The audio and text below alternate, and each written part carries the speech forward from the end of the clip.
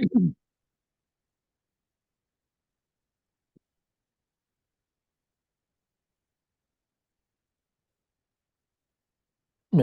હરિહંતાણમ નમો સિદ્ધાણમ નમો આયુર્યાણમ નમો વજ્રાયાણમ નમો લોહે સર્વસાહૂણમ એસો પંચનમુખારો સર્વપાવપણાસનો મંગલાણં ચ સર્વેષાં પરમં હવિ મંગલમ. અજ્ઞાનતિમિરાન્ધાનાં જ્ઞાનાંજનશલાકયા ચક્ષુરુન્મીલિतं येन તસ્मै શ્રીગુરવે નમઃ.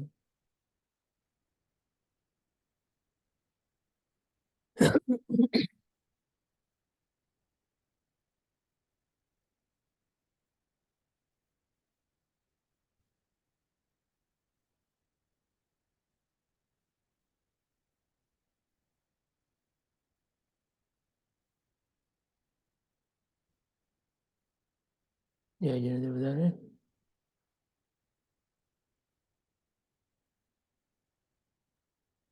આજે શનિવાર તારીખ 1 જૂન 2024.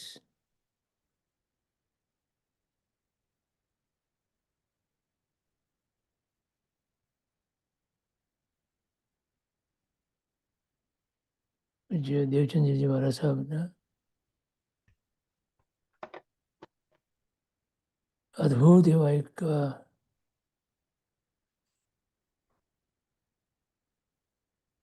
પરમાત્માના સ્તવન, એમાં જે દ્રવ્યાનુયોગનો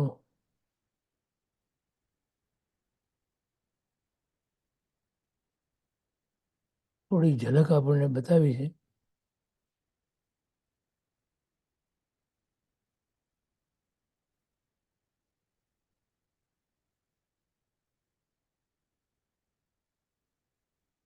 જ્ઞાની એમ લખે છે કે દ્રવ્યાનો યોગ અતિ સૂક્ષ્મ અને અતિ ગંભીર છે.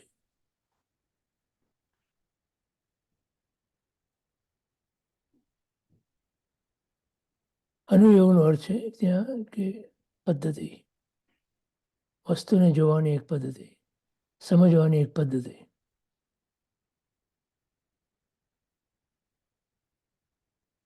એટલે એનો પરિચય આપણને થાય વસ્તુનો, એ યોગ કહેવાય. અને એના ઊંડાણમાં જાઓ, એ શું કહેવા માંગે છે, શું કહે છે, એ યોગ છે. શું કહેવા માંગે છે એ અનુયોગ છે. તો દરેક દ્રવ્ય, 6 દ્રવ્યની અંદર પોતપોતાનું સ્વરૂપ કેવું છે એની વાત ભગવાને કરી આપણને. તો આપણને જ્યાં સુધી લાગે વળગે છે ત્યાં સુધી આપણા પોતાના સ્વરૂપનું સ્વરૂપ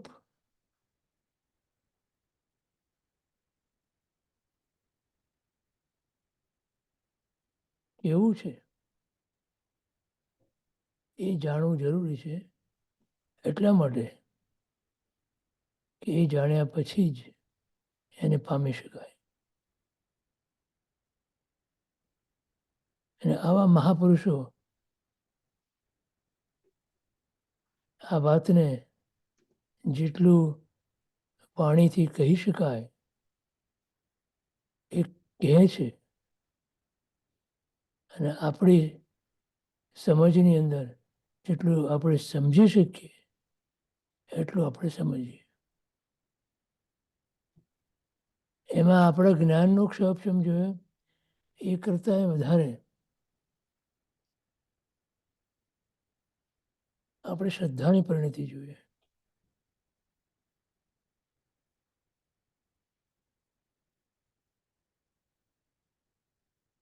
જે વસ્તુ કદાચ આપણને જ્ઞાનથી ન સમજાય,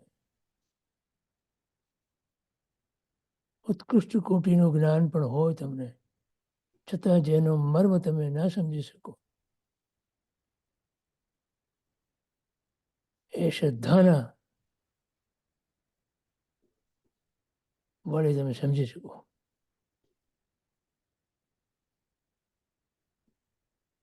અને એ બહુ દુર્લભ છે. શ્રદ્ધા પરમ દુર્લભ.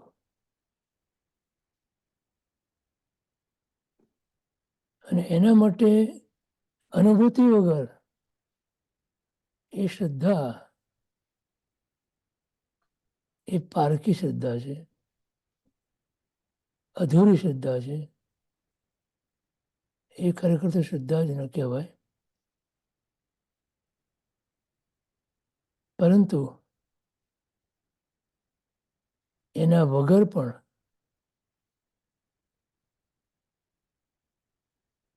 સાચી શ્રદ્ધા પણ ના થઈ શકે. તો ખોટી શ્રદ્ધા હોઈ શકે? હા, ખોટી શ્રદ્ધા પણ હોઈ શકે. પોતાને જ્યાં સુધી અનુભવ ન થાય વસ્તુનો, ત્યાં સુધી એની શ્રદ્ધા કાં તો વિપરીત હોય, કાં તો અધૂરી હોય.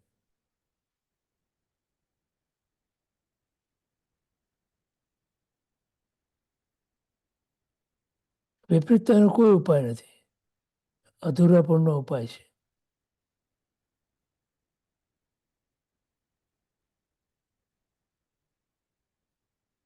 એટલે આપણી શ્રદ્ધાની પરિણતિ કેવી છે એ આપણે વિચારવું. અને એ શ્રદ્ધાને જેમ જેમ તમે અનુભૂતિના સ્તરે લઈ જવાનો પ્રયત્ન કરો, ત્યારે એ શ્રદ્ધા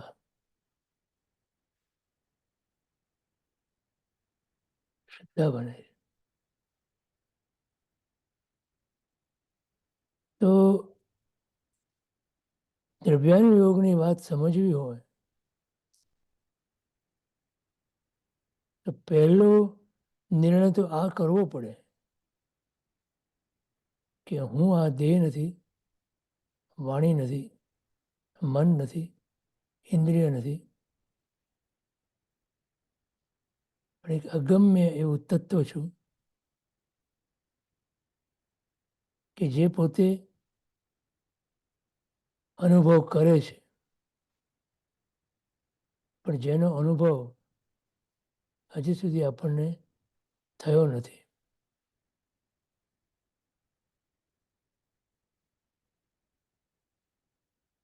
તો એ જ અનુભવના આધારે આપણે અનુભવ કરવો છે. તો પહેલા એમાં જોઈએ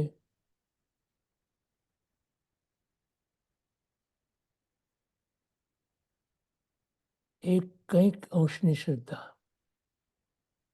કંઈક અંશે થોડીક શ્રદ્ધા જોઈએ. એટલે આત્માનંદજી એક દ્રષ્ટાંત આપતા કે કોથમરીનો ધંધો કરતા કરતા કોઈ કરોડપતિ ના થઈ શકે.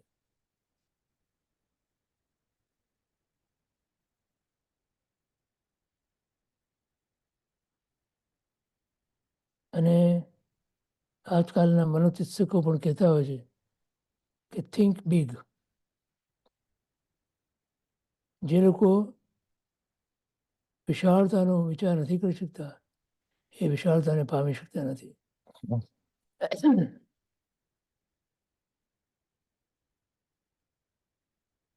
હું આત્મા કેમ પામી શકું, કેવી રીતે પામી શકું, હું પામર, હું પામર, એમ જો રટ્યા કરે જીવ તો જિંદગીમાં ક્યારે પણ એ પામી શકે નહીં. પણ હું એક ત્રિકાળી શુદ્ધ પરમાત્મા સ્વરૂપ ભગવાન આત્મા છું,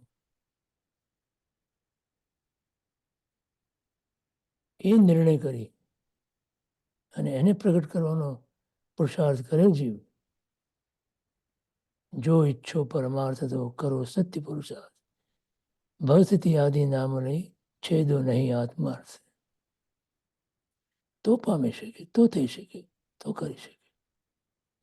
અને આવા ગ્રંથો આપણને દિશાની અંદર કંઈક પ્રેરણા આપે છે, જો આપણે પ્રેરણા લેવા માટે તૈયાર હોઈએ તો. How far we are ready to accept. આપણી સ્વીકારની ભૂમિકા શું છે? અને સ્વીકારની ભૂમિકા સમર્પણની ભૂમિકા વગર આવતી નથી.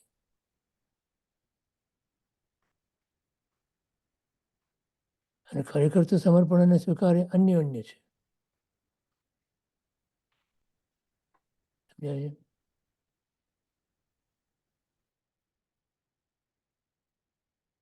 સમર્પણ ભાવ સ્વીકાર ભાવને લાવશે અને સ્વીકાર ભાવ સમર્પણ ભાવને દ્રઢ કરશે.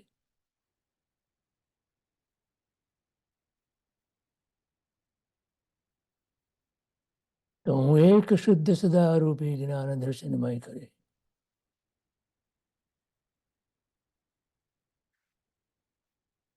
આ નિર્ણય કરવાનો.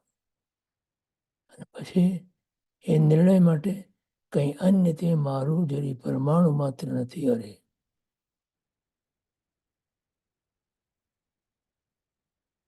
આ દ્રઢ કરવાનું છે. સમજાય?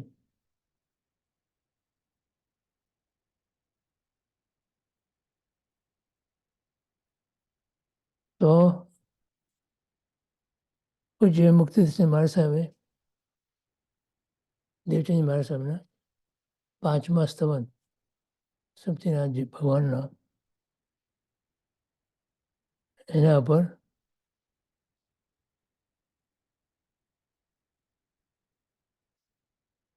દ્રવ્યાનુયોગનો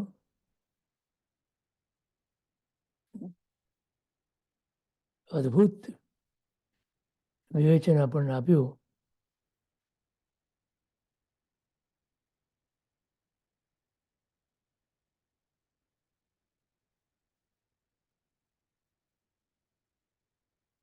સત્તામાં પડેલા આપણા પોતાના શુદ્ધ પરમાત્મા સ્વરૂપ એટલીસ્ટ એની ઓળખાણ જ્યાં સુધી ન થાય ત્યાં સુધી એની શ્રદ્ધા જ્ઞાનીના વચનોથી કરવાની છે. સમજાયું? અનુભૂતિ પછી આવે. પહેલા પરમાત્મા પ્રત્યેની શ્રદ્ધા, ગુરુ પ્રત્યેની શ્રદ્ધા, એને બળવાન બનાવવી પડે, તીવ્ર બનાવવી પડે, તો એમાંથી પોતાના સ્વરૂપની શ્રદ્ધા જાગે. તો આપણે ક્યાં હતા? Page 37, last paragraph you read, તો એ વધારે વિસ્તાર કરવો હોય તો ક્યાંથી લઈ શકો, અથવા પેજ 38 અને પીડીએફમાં ઇટ ઇઝ પેજ 54.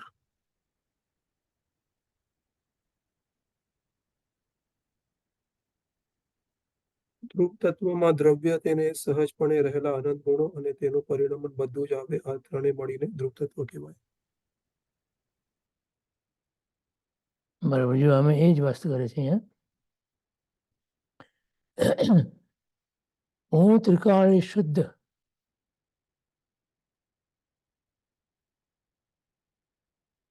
ધ્રુવ એટલે અચળ એવો આત્મા છું, એવું એક દ્રવ્ય છે, એવું એક તત્વ છે, એ હું છું.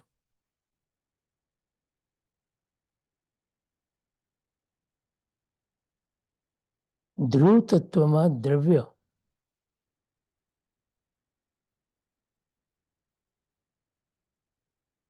ત્રિકાળી શુદ્ધ છે અને ધ્રુવ છે એટલે કાયમ માટે મળે અને તત્વ છે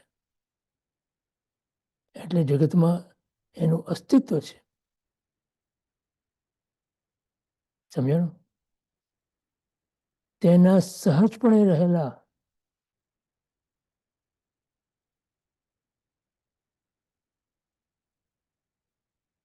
કોઈ આર્ટિફિશિયલ વસ્તુ નથી અહીંયા.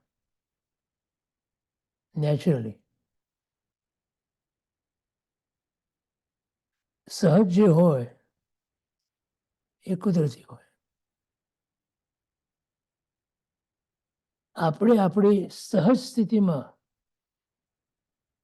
રહેવાનો પ્રયત્ન કરીએ એટલા પ્રમાણમાં આપણામાં રહેલું જે આ ધ્રુવ તત્વ ત્રિકાળી શુદ્ધ આત્મદ્રવ્ય એ પ્રગટ થાય. સમજાણું? અને એનું પ્રગટ થવું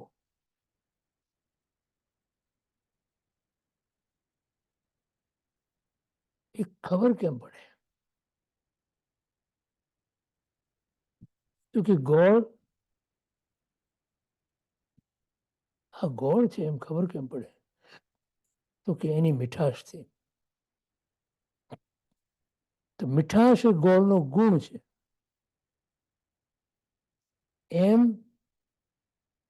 આ આત્મામાં રહેલા અનંત ગુણો અને એ ગુણોનું પરિણમન એટલે પર્યાયો જે બદલાયા કરે એ પરિણમન કહેવાય. બધું જ આવે આ ત્રણેય મળીને ધ્રુવ તત્વ કહેવાય. કારણ એટલે દ્રવ્ય, ગુણ અને પર્યાય આ ત્રણેય વસ્તુ જ્યાં હોય અને એક રૂપે પરિણમે એને ધ્રુવ તત્વ કહેવાય. કારણ કે એમાં ફેરફાર ન થાય. ધ્રુવનો અર્થ છે ફેરફાર ન થાય તે. તો પર્યાય તો બદલાતી હોય છે. તો પર્યાયમાં તો ફેરફાર થતો હોય છે. પણ જે દ્રવ્ય છે એ દ્રવ્યની અનુરૂપ જ પર્યાય થાય. પર્યાયમાં મલિનતા કે શુદ્ધતા હોઈ શકે, પણ એ પર્યાય એ જે દ્રવ્ય છે એ દ્રવ્યના રૂપે જ પરિણમે. એક દ્રવ્યની પર્યાય બીજા દ્રવ્ય રૂપે પરિણમે નહીં.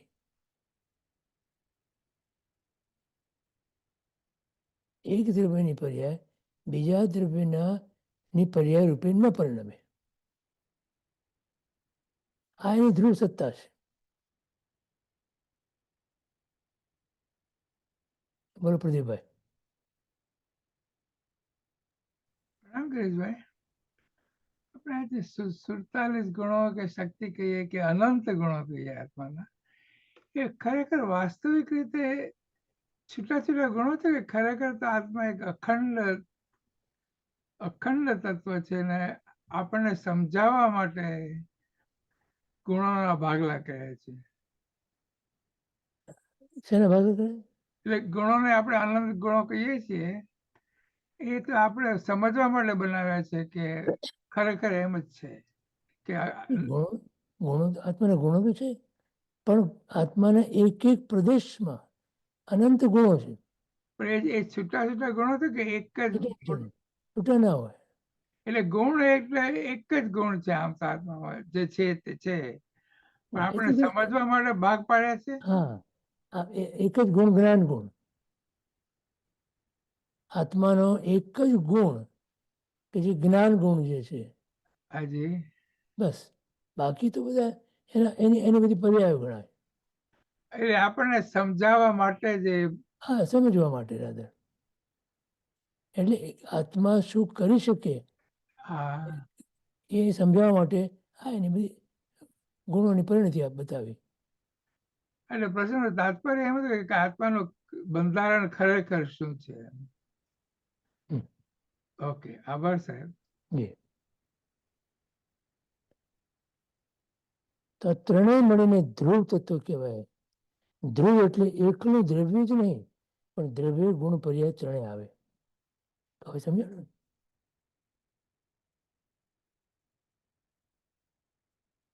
બરોબર.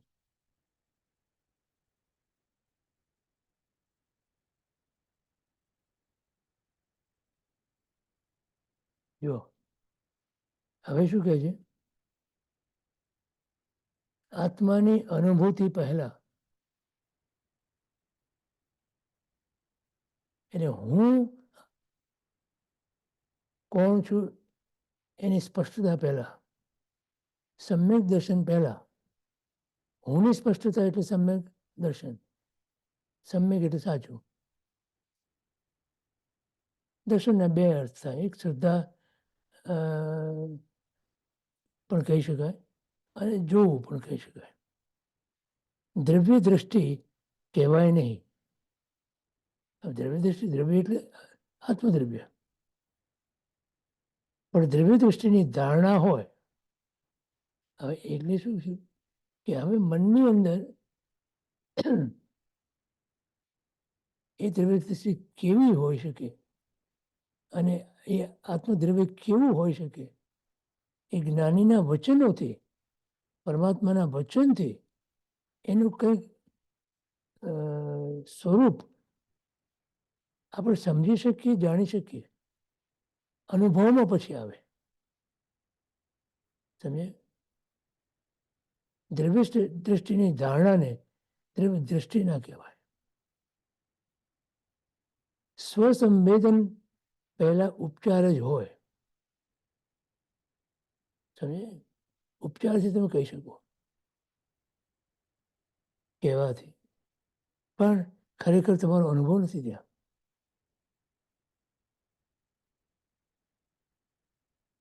ગોળ ઉપર આખું પુસ્તક લખ્યું હોય તો ગોળ ઉપર તમને બધી જ માહિતી મળી શકે. એ પ્રમાણે પોતાના સ્વરૂપની માહિતી તમને બધી જ મળે, પણ એની અનુભૂતિ વગર, એના સ્વસંવેદન વગર એની જે જાણકારી,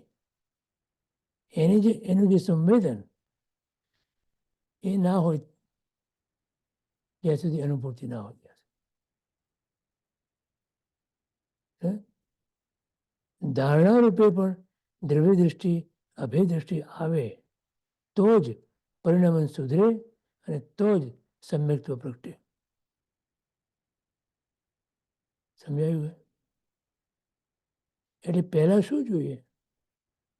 પહેલા તો આપણી પોતાની અવધારણામાં આ જોઈએ કે હું કોણ છું. હું એક શુદ્ધ સદા અરૂપી જ્ઞાન દર્શનમય ખરી. અને પછી હું શું નથી, કંઈ અન્ય તે મારું જરી પરમાણુ માત્ર નથી. અરે આ દ્રઢ થાય તો જ સમ્યક્ત્વ પ્રગટે. અને સમ્યક્ત્વ પ્રગટે એનો અર્થ છે અનુભવ, અનુભૂતિ. ખ્યાલ આવે? બોલો શૈલેષભાઈ. પ્રણામ ગિરીશભાઈ. હમણાં તમે પ્રદીપભાઈના પ્રશ્નમાં જવાબ આપ્યો ને કે આત્માનો એક જ ગુણ, જે જ્ઞાન ગુણ, તો આપણે જે જ્ઞાન ગુણની માંથી જે સરળતા, નમ્રતા, સર્વસ્વીકાર, મધ્યસ્થ ભાવના, એ બધા જ્ઞાન ગુણની પર્યાય સમજી શકાય? તમે થોડી વાર પહેલા કીધું ને કે આત્માનો ગુણ, એક જ ગુણ, મુખ્ય ગુણ તમે કીધો ને પ્રદીપભાઈના પ્રશ્નમાં, હા, તો એ જ્ઞાન છે. આત્મા એટલે જ્ઞાન, હા. જ્ઞાન એટલે આત્મા, બરાબર.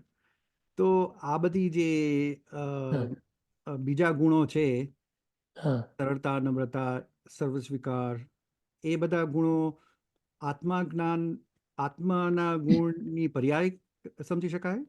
નહીં નહીં, આત્માના આત્માના અનંત ગુણો જે છે હમ. એમાંના આ બધા ગુણો છે.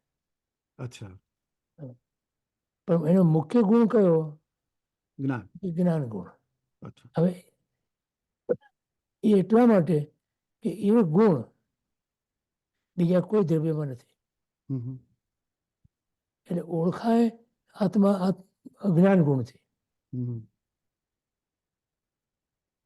એટલા માટે જ્ઞાનને ત્યાં જ્ઞાન એટલે આત્મા ને આત્મા એટલે જ્ઞાન એમ કીધું. હમ. પણ એને અનુરૂપ બીજા અનંત ગુણો આત્મામાં છે. હમ. અને એ બધા ગુણો જે આત્મામાં પડ્યા છે, આત્માના ગુણો, એવા ગુણો તમને બીજે ક્યાં ના મળે. એટલે ગુણની પર્યાય તો જ્ઞાન ગુણ હોય તો જ્ઞાન ગુણની પર્યાય જ્ઞાન જ હોય. હમ. દર્શન ગુણની પર્યાય દર્શન જ હોય. ચારિત્ર ગુણની પર્યાય ચારિત્ર જ હોય. દર્શન ગુણની પર્યાય જ્ઞાન ના હોય, જ્ઞાન ગુણની પર્યાય દર્શન ના હોય હમ. કે ચારિત્ર ના હોય. એટલે દરેક ગુણની પર્યાય તો પોતાના ગુણને અનુરૂપ જ હોય. હમ. પણ એવા અનંત ગુણો આત્મામાં પડેલા હમ. છે કે જે બીજામાં નથી, હમ. બીજા કોઈ દ્રવ્યમાં નથી. 6 ગુણોને બાદ કરતા કે જે સામાન્ય ગુણો કહેવાય, હમ. કે જે બધા દ્રવ્યમાં હોય. જ્ઞાન, દર્શન, ચારિત્ર. હમ. નહીં નહીં નહીં, નહીં. છ જે સામાન્ય ગુણો જે છે ને, અસ્તિત્વ, હમ. વસ્તુત્વ, વસ્તુ પ્રદેશત્વ. એ બધા, હમ. એ 6 ગુણો દરેક દ્રવ્યમાં હોય. હમ. બરાબર? પણ આ ગુણો જે આત્મામાં પડ્યા છે, એના પોતાના આગવા ગુણો એ બીજામાં ના હોય. હમ. એના વડે જ આત્મા ઓળખાય. બરાબર. એમાં મુખ્ય ગુણ જ્ઞાન, હમ. કે જે વડે આત્મા પોતે પોતાને જાણે અને અન્યને જાણે. હમ. અથવા અન્યને જાણે એમ કહેવા કરતા ખરેખર તો શબ્દ એ છે કે અન્ય એને જણાય છે હમ. પોતાના જ્ઞાનમાં.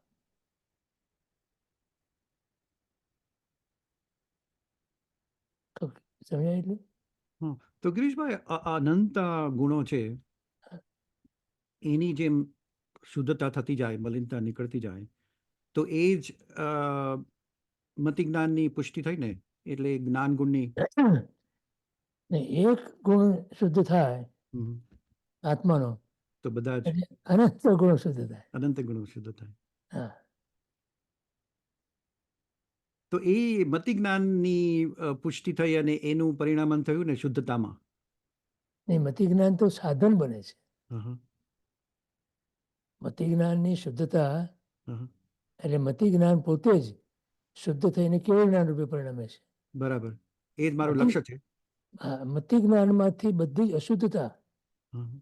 જે મોહનીય કર્મોની અશુદ્ધતા છે, એ દૂર કરો તમે, તો એ જ મતિ જ્ઞાન જે આત્માનું પોતાનું એ કેવળ જ્ઞાન બને છે. બરાબર.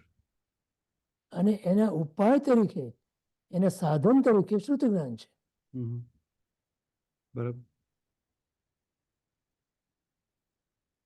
તો જે અત્યારે શ્રુત- આપણે મેળવી રહ્યા છીએ. હા, અને એ શ્રુત જ્ઞાનનો આપણે ઉપયોગ કરી રહ્યા છીએ. ઉપયોગ કરી રહ્યા છીએ. ચાલો. હમ. એટલે ગિરીશભાઈ, થોડી વાર પહેલા તમે કીધું ને કે શ્રદ્ધા જો વિપરીત હોય તો આપણે મુશ્કેલીમાં છીએ, પણ શ્રદ્ધા જો પૂરેપૂરી ન હોય તો આપણે આ શ્રુત જ્ઞાનનું આલંબન લઈએ છીએ, દેવગુરુ શબ્દ પરમાત્માનું, એ જ આપણને શ્રદ્ધાની પૂર્ણતા તરફ લઈ જાય ને. હા, હં. હા. અને અવિકળ શ્રદ્ધા ન હોય તો પછી રાઈટ, સમ્યક દર્શનનો માર્ગ બહુ કઠિન થઈ જાય. કઠિન છે. બરાબર. એટલે શ્રદ્ધા તો પરિપૂર્ણ કરવાની જ છે, શ્રદ્ધા તો હોય છે. નહીં તો મુશ્કેલી. પહેલા જે શ્રદ્ધા હોય ને આપણને, એ દેવગુરુ ધર્મના પ્રત્યે શ્રદ્ધા હોય આપણને. હં. અને પછી એમના આલંબનથી આપણને આત્માનું આલંબન જ્યારે મળે આવે ત્યારે એ આત્મામાં જે શ્રદ્ધા થાય એ સાચી શ્રદ્ધા છે. એ સાચી છે. એટલે વ્યવહાર શ્રદ્ધા અને નિશ્ચય શ્રદ્ધા જેવું થઈ ગયું. હા, બરાબર, રાઈટ, એમ સમજી શકાય. એમ સમજી શકાય. આમ તો શ્રદ્ધામાં બે એવા ભાગ નથી પડતા. હા, શ્રદ્ધા એટલે શ્રદ્ધા, હા, શ્રદ્ધા. પણ એ પહેલા આપણને જે દેવગુરુ ધર્મની શ્રદ્ધા જોઈએ આત્માની શ્રદ્ધા માટે, તો એ કારણરૂપ બની શકે. યસ, હમ, કાર્ય તો આત્માની શ્રદ્ધા જ છે. બરાબર. એટલે કાર્ય કારણની શૃંખલા થઈ ગઈ. હા, પણ એ કારણને સેવવાથી કાર્યની ઉત્પત્તિ થાય છે. બરાબર. તો કારણ સાચું પકડ્યું હોય તો જ કાર્ય સાચું મળે ને. હા, કારણ જ ખોટું હોય તો મુશ્કેલી. તો કાર્ય તો ઊંધું જ આવવાનું છે, બરાબર. ખોટું જ આવવાનું છે. એટલે અમારે તો આ સંસારિક અવસ્થામાં એ સાતત્ય જાળવી રાખવાનું છે. ધર્મ ધર્મરાગ અને ધર્મ ધ્યાન ને એ બધામાં. હા, તો પછી રાઈટ. yeah. કારણ કે પેન્ડુલમ જેવું છે ગિરીશભાઈ, આમથી તે આમથી તે કરે છે. હા, એ તો થવાનું છે. ચાલો, કર્મના ઉદય તો રહેવાના, હમ. પણ એમાંય આપણી સ્થિરતા જળવાઈ રહે એ આપણો પુરુષાર્થ. હમ. એમાંય ગિરીશભાઈ આપણે નવકાળ મંત્ર મહામંત્ર જો વચ્ચે વચ્ચે સ્મરણમાં લાવીએ અથવા બોલીએ, મનમાં બોલીએ તો પછી એમાં રહી શકાય, એ સાતત્ય જાળવી શકાય. આ બરાબર. સતત તમારા મનની અંદર નવકાર મંત્રનું સ્મરણ રહેવું જોઈએ. હમ, હમ. એટલે ટૂંકમાં પરમાત્માનું સ્મરણ રહેવું જોઈએ. પરમાત્મા. બરાબર. અને એ અદ્ભુત કામ કરે છે. હમ, આપણી સ્થિરતા માટે અદ્ભુત કામ કરે છે. હમ. ભલે આપણને એમ ખ્યાલ ના આવે પણ ઘણી બધી સ્થિરતા આપી શકે આપણને. આપણને પણ નહીં, પણ બીજા જીવોને પણ આપી શકે એવું લાગે છે. હા, હા, એવું દ્રષ્ટાંત હમણાં પ્રદીપભાઈ મૂક્યું હતું ને. હા, એ બરાબર. Yeah. બહુ સરસ. Thank you Girishbhai. હાજી, અમારો નવીનભાઈ. પ્રણામ ગિરીશભાઈ. હમણાં જે જરા વાર પહેલા ધારણાની વાત ચાલતી હતી ને, ધારણા ત્યારે આપણે કીધું, પછી થોડુંક સમજાવ્યું, પણ ધારણા સાચી કરવા માટે એના પહેલા શું જ્ઞાન સમજાય તો થોડું ઘણું કે જ્ઞાન હોવું જોઈએ ધારણા પહેલા, તો પછી ધારણા સાચી હોય તો પછી દ્રષ્ટિ બરાબર થઈ શકે આગળ. તો ધારણા પહેલા ત્યાં જ અમારે ગોટાળો હશે, એટલે સમ્યક દર્શન થતું નથી. તો ધારણાને સાચી કેવી રીતે કરવી? ધારણાનો અર્થ શું કર્યો આપણે? ધારણા એટલે એક નિશ્ચય કે એક પિક્ચર સામે આવે છે કે મારે આ કરવું છે કે આ છે, એટલે some decision in on my side which helps me to go and work on that problem, whatever. That's what I thought. હા, એટલે આત્માનંદજી એક બહુ જ સ્થૂળ એક્ઝામ્પલ આપતા હતા કે કોથમરીનો ધંધો કરતા કરતા કોઈ કરોડપતિ ના થઈ શકે. એનો અર્થ શું છે કે તમે જો તમારું ગોળ નીચું રાખો તો તમને પ્રાપ્તિ બહુ દુર્લભ છે. નિશાન ચૂક માફ, નીચું નિશાન માફ નહીં, એમ કહેવત છે. તો તમારી ધારણાની અંદર શું તમે વિચાર્યું છે? What is your goal? What are you thinking about? What you want to achieve? તો આપણે એમ કહીએ કે ચાલો મને મોક્ષ જોઈએ છે. એ બહુ સહેલી વસ્તુ છે કેવું, ખરું? હવે તમે વિચાર કરો કે 14 પૂર્ણ સ્થાનક આપ્યા આપણને, બરાબર? તો આ કાળમાં આ ક્ષેત્રમાં આપણા માટે એ 14 ગુણસ્થાનકમાંથી કયા ગુણસ્થાનક સુધી આપણે પહોંચી શકીએ? છઠ્ઠા સાતમા સુધી. સાતમા સુધી. છઠ્ઠા સાતમા કીધું એટલે સાતમું તો અડધું થયું ને, અડધું. તો અડધે સુધી આપણે પહોંચી શકીએ એમ છે. તો નાવ દેટ ઇઝ અવર ગોલ. આપણી ધારણાની અંદર આ મારી ધારણા કે મારે આ ભાવમાં 7મા સુધી જવું છે, તો એના માટે મારે શું કરવું જોઈએ એ વિચારવાનું. તો પહેલું કામ એ છે કે મારે સમ્યક દર્શનની પ્રાપ્તિ કરવો, તો 4થું આવે. પછી શ્રાવકપણું આવે તો 5મું આવે. સાધુપણું આવે તો 6ઠ્ઠું આવે. અને સાધુપણામાં જ ધ્યાનની અપેક્ષાએ 7મું પણ તમે સ્પર્શી શકો. તો આ ગોળ થયો આપણો, આ આપણી ધારણા થઈ. Now we are within our reach. દેશકાળ પ્રમાણે we are within our reach.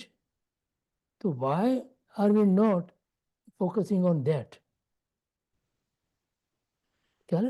તો તમે આ ફોકસ તમારા મનની અંદર રાખી અને પછી તમે જુઓ, પછી તમારે જે કંઈ સાધના હોય એ સાધનાને એને અનુરૂપ બનાવો.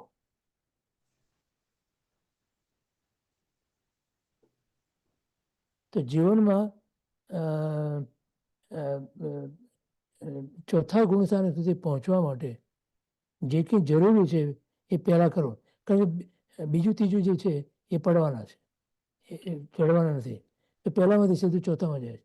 તો મારે પહેલામાંથી ચોથામાં જવું છે, તો એના માટે મારે કષાયોની પરિણતિ જે છે એની જે 64 પ્રકારની પરિણતિ છે એને અનંતાનંદની સંજીવનીની કક્ષાએ મારે લઈ જવી છે. એ મારા જીવનમાં પહેલું મારું ગોળ હોવો જોઈએ. ધારણાની વાત કરી ને, તો ધારણા મારી આ, અને પછી એનાથી આગળ વધો એમ કરતા કરતા. તો જેમ જેમ આગળ વધે એમ ધારણા આપણી આગળ વધતી જાય, ગોળ આપણો આગળ વધતો જાય. બરાબર છે. પહેલા એટલે- નક્કી કે મારે એક માઇલ રોજ ચાલવું છે. રોજ તમે પછી 2-4 મહિના 1 માઇલ તમે ચાલી લીધું, પછી તમારે સરસ થઈ જાય. એટલે 2 માઇલ ચાલવાનો ગોલ થઈ ગયો, તો તમારી ધારણા 2 માઇલની થઈ ગઈ. then you work on that. એમ તમે આગળ વધી શકો. એમ કરતાં કરતાં તમે 7મું ગુણસ્થાન આ ભાવમાં પણ તમે પામી શકો એવું મનની અંદર દ્રઢપણે રાખવું. આજે ઘણા લોકો એમ કહેતા આ ભાવમાં, આ કાળમાં, આ ક્ષેત્રમાં તો આપણે ક્યાં 7માં જઈ શકીએ? ઘણા લોકોને એવી હોય છે. તો કહેવાનું એમ, જો તમે અત્યારથી જ પાણીમાં બેસી જાઓ કંઈ થવાનું નથી. તો તમે પહેલાંમાંથી બી નીકળી શકવાના. ઘણા કહે આવતા ભાવે તો દીક્ષા લઈ જ લેવાનો છું. નહીં, હું આ ભાવે મારે વૈરાગ મારો એટલો બધો હોય કે સંસાર છૂટી જાય. દીક્ષા એટલે કંઈ સંસાર છૂટ્યો એમ નથી, કર્મનો ઉદય. પણ સંસાર છૂટે તો દીક્ષા આવે. તો મારે આ સંસારની જે મોહ માયા છે એને ઓળખવી છે અને એમાંથી મુક્ત થવું છે. તો એ કેવી રીતે થવું મારે? તો એ આપણો ગોલ હોવો જોઈએ. હવે ડિસ્ટન્ટ ગોલ અને ઇમિડિયેટ ગોલ એ બેમાં ફેરક છે. Distant goal right now in this life is 7th ગુણસ્થાનક, અને રાઇટ નાવ આપણો ગુણ એ 4થું ગુણસ્થાનક. અને હવે એના પર કામ કરો. તો એના માટે શું કરવાનું? કંઈ છોડવાનું નથી. એક સાચું આગળ સાચું સમજવાનું છે અને સમજવાનું. પ્રમાણે કરવાનું છે. બસ. Thank you so much. બરાબર દુષ્યંતભાઈ? પ્રણામ ગિરીશભાઈ. બોલો ભાઈ. આપણે શ્રદ્ધાની વાત કરી, પછી સહજતાની વાત કરી, હમ. પછી સંવેદન અને ગુણોની પરિણતિ. હા. તો એ આખું ટ્રાન્ઝિશન અને એનું કનેક્શન સમજાવશો કે કેવી રીતે આખા ટ્રાન્ઝિશનમાં? આપ તો ગુણસ્થાનક દ્વારા તો સમજાયું, પણ એનું આખું ટ્રાન્ઝિશન સહજતાથી શરૂ કરીને એનું કનેક્શન્સ ગુણોની પરિણતિ થાય ત્યાં સુધીનો.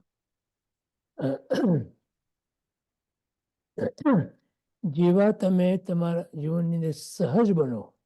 સહજ નો અર્થ શું છે કે સ્વીકાર. હમ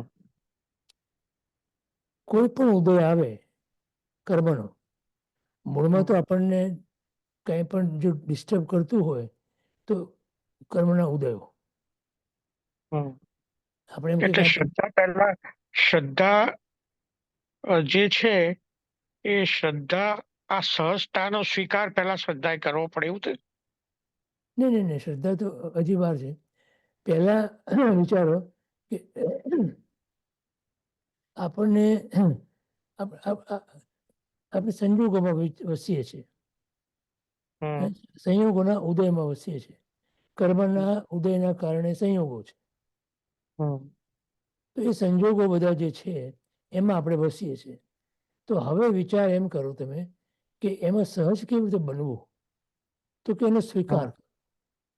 હમ જે કર્મનો ઉદય આવે છે એનો સ્વીકાર કરતા થાવ. અને જેટલો હમ. જેટલો સ્વીકાર થશે, પહેલા પહેલા બહારથી સ્વીકાર થશે, અને જેમ ટેવ પછી પડશે, અંદરથી હે પછી અંદરથી. જેમ જેમ ટેવ પડશે એમ તમને હમ અંદરથી સ્વીકાર થશે. અને અંદરથી સ્વીકાર થશે તો એના પ્રત્યેનો જે સહજપણાનો ભાવ તમને આપોઆપ આવશે. અને હમ જેટલા જેટલા તમે સહજ બનશો એટલી તમારી અંદરની જે શક્તિ વધશે, એની શક્તિ પ્રત્યે તમારી શ્રદ્ધા વધશે.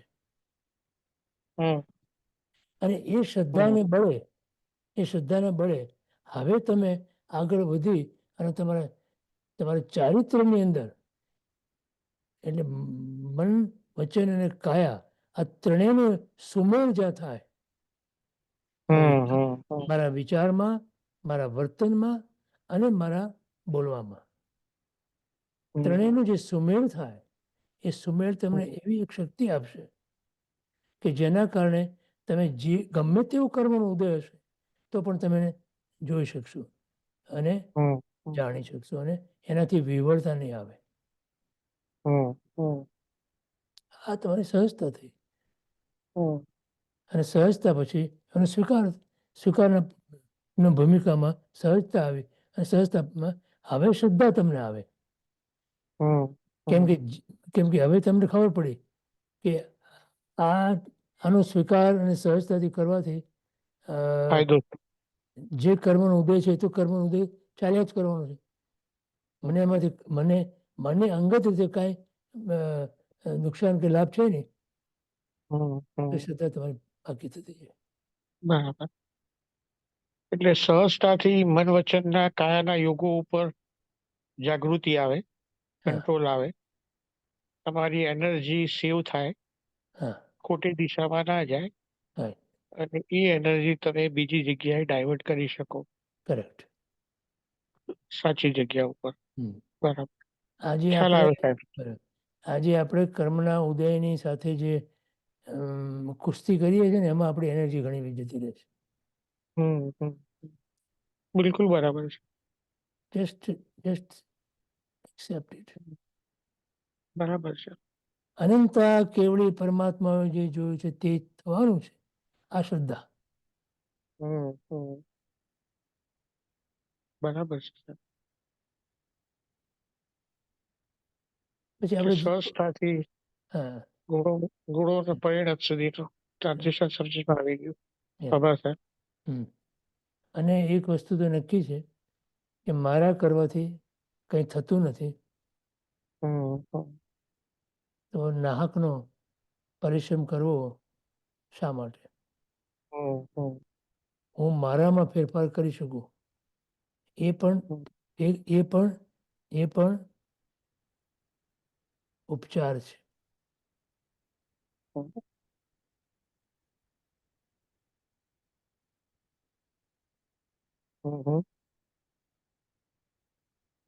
ખરેખર તો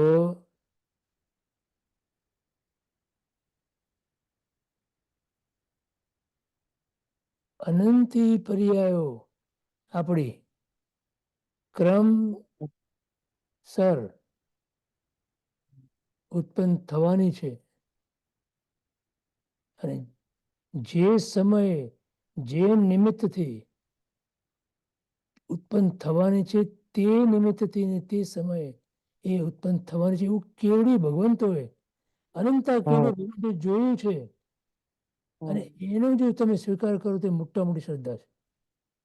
બરાબર બરાબર છે. બસ પણ પુરુષાર્થની દ્રષ્ટિએ તો આપણે કીધું એમ હા પુરુષાર્થ નિશાન આટલો જ નિશાન કરવાનો છે. પુરુષાર્થ આટલો જ કરવાનો છે. આનો સ્વીકાર બહુ મોટો પુરુષાર્થ છે. એને ફેરફાર કરવાનો જે પુરુષાર્થ કરીએ છીએ ને એ ગલત પુરુષાર્થ છે. અને એને પણ નિશાન ચૂક માફ નહીં નીચું નિશાન એમાં તો આપણે આપણો પુરુષાર્થ થયો ને નિશાન ઊંચું રાખવું. એ તો હે નિશાન ચૂક માફ હા નહીં નીચું નિશાન એમાં તો આપણું નિશાન ઊંચું રાખવું એ આપણો પુરુષાર્થ છે. એ એ એ હા એ પુરુષાર્થ ગણો પુરુષાર્થ, શ્રદ્ધા ગણો શ્રદ્ધા છે. બરાબર.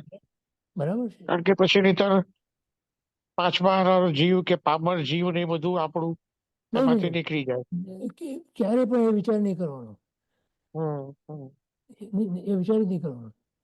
બરાબર છે. બરાબર. હું ત્રિકાળે શુદ્ધ પરમાત્મા સ્વરૂપ ભગવાન આત્મા છું. પાવર ક્યાંથી હોય? એટલે અનંત વીર્યનો સ્વામી છું એવું થયું. તો પછી બસ એ જ સ્વીકાર એ જ મગજમાં રાખવું પડે. હા બરાબર છે. આ બધા નીકળી પડ્યા છે તીર્થંકરો અને મોટા મોટા જ્ઞાનીઓ બધા. એ બધા પોતે પોતાના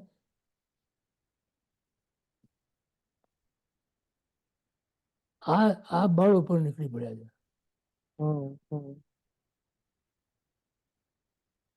એક એવું બી મગજમાં ઘણી જગ્યાએથી ઠસવામાં આવે છે કે આપણે તો પામર જીવ છીએ, કશું કરી શકીએ એમ નથી. એ આપણે એ મિથ તોડવાની જરૂર છે.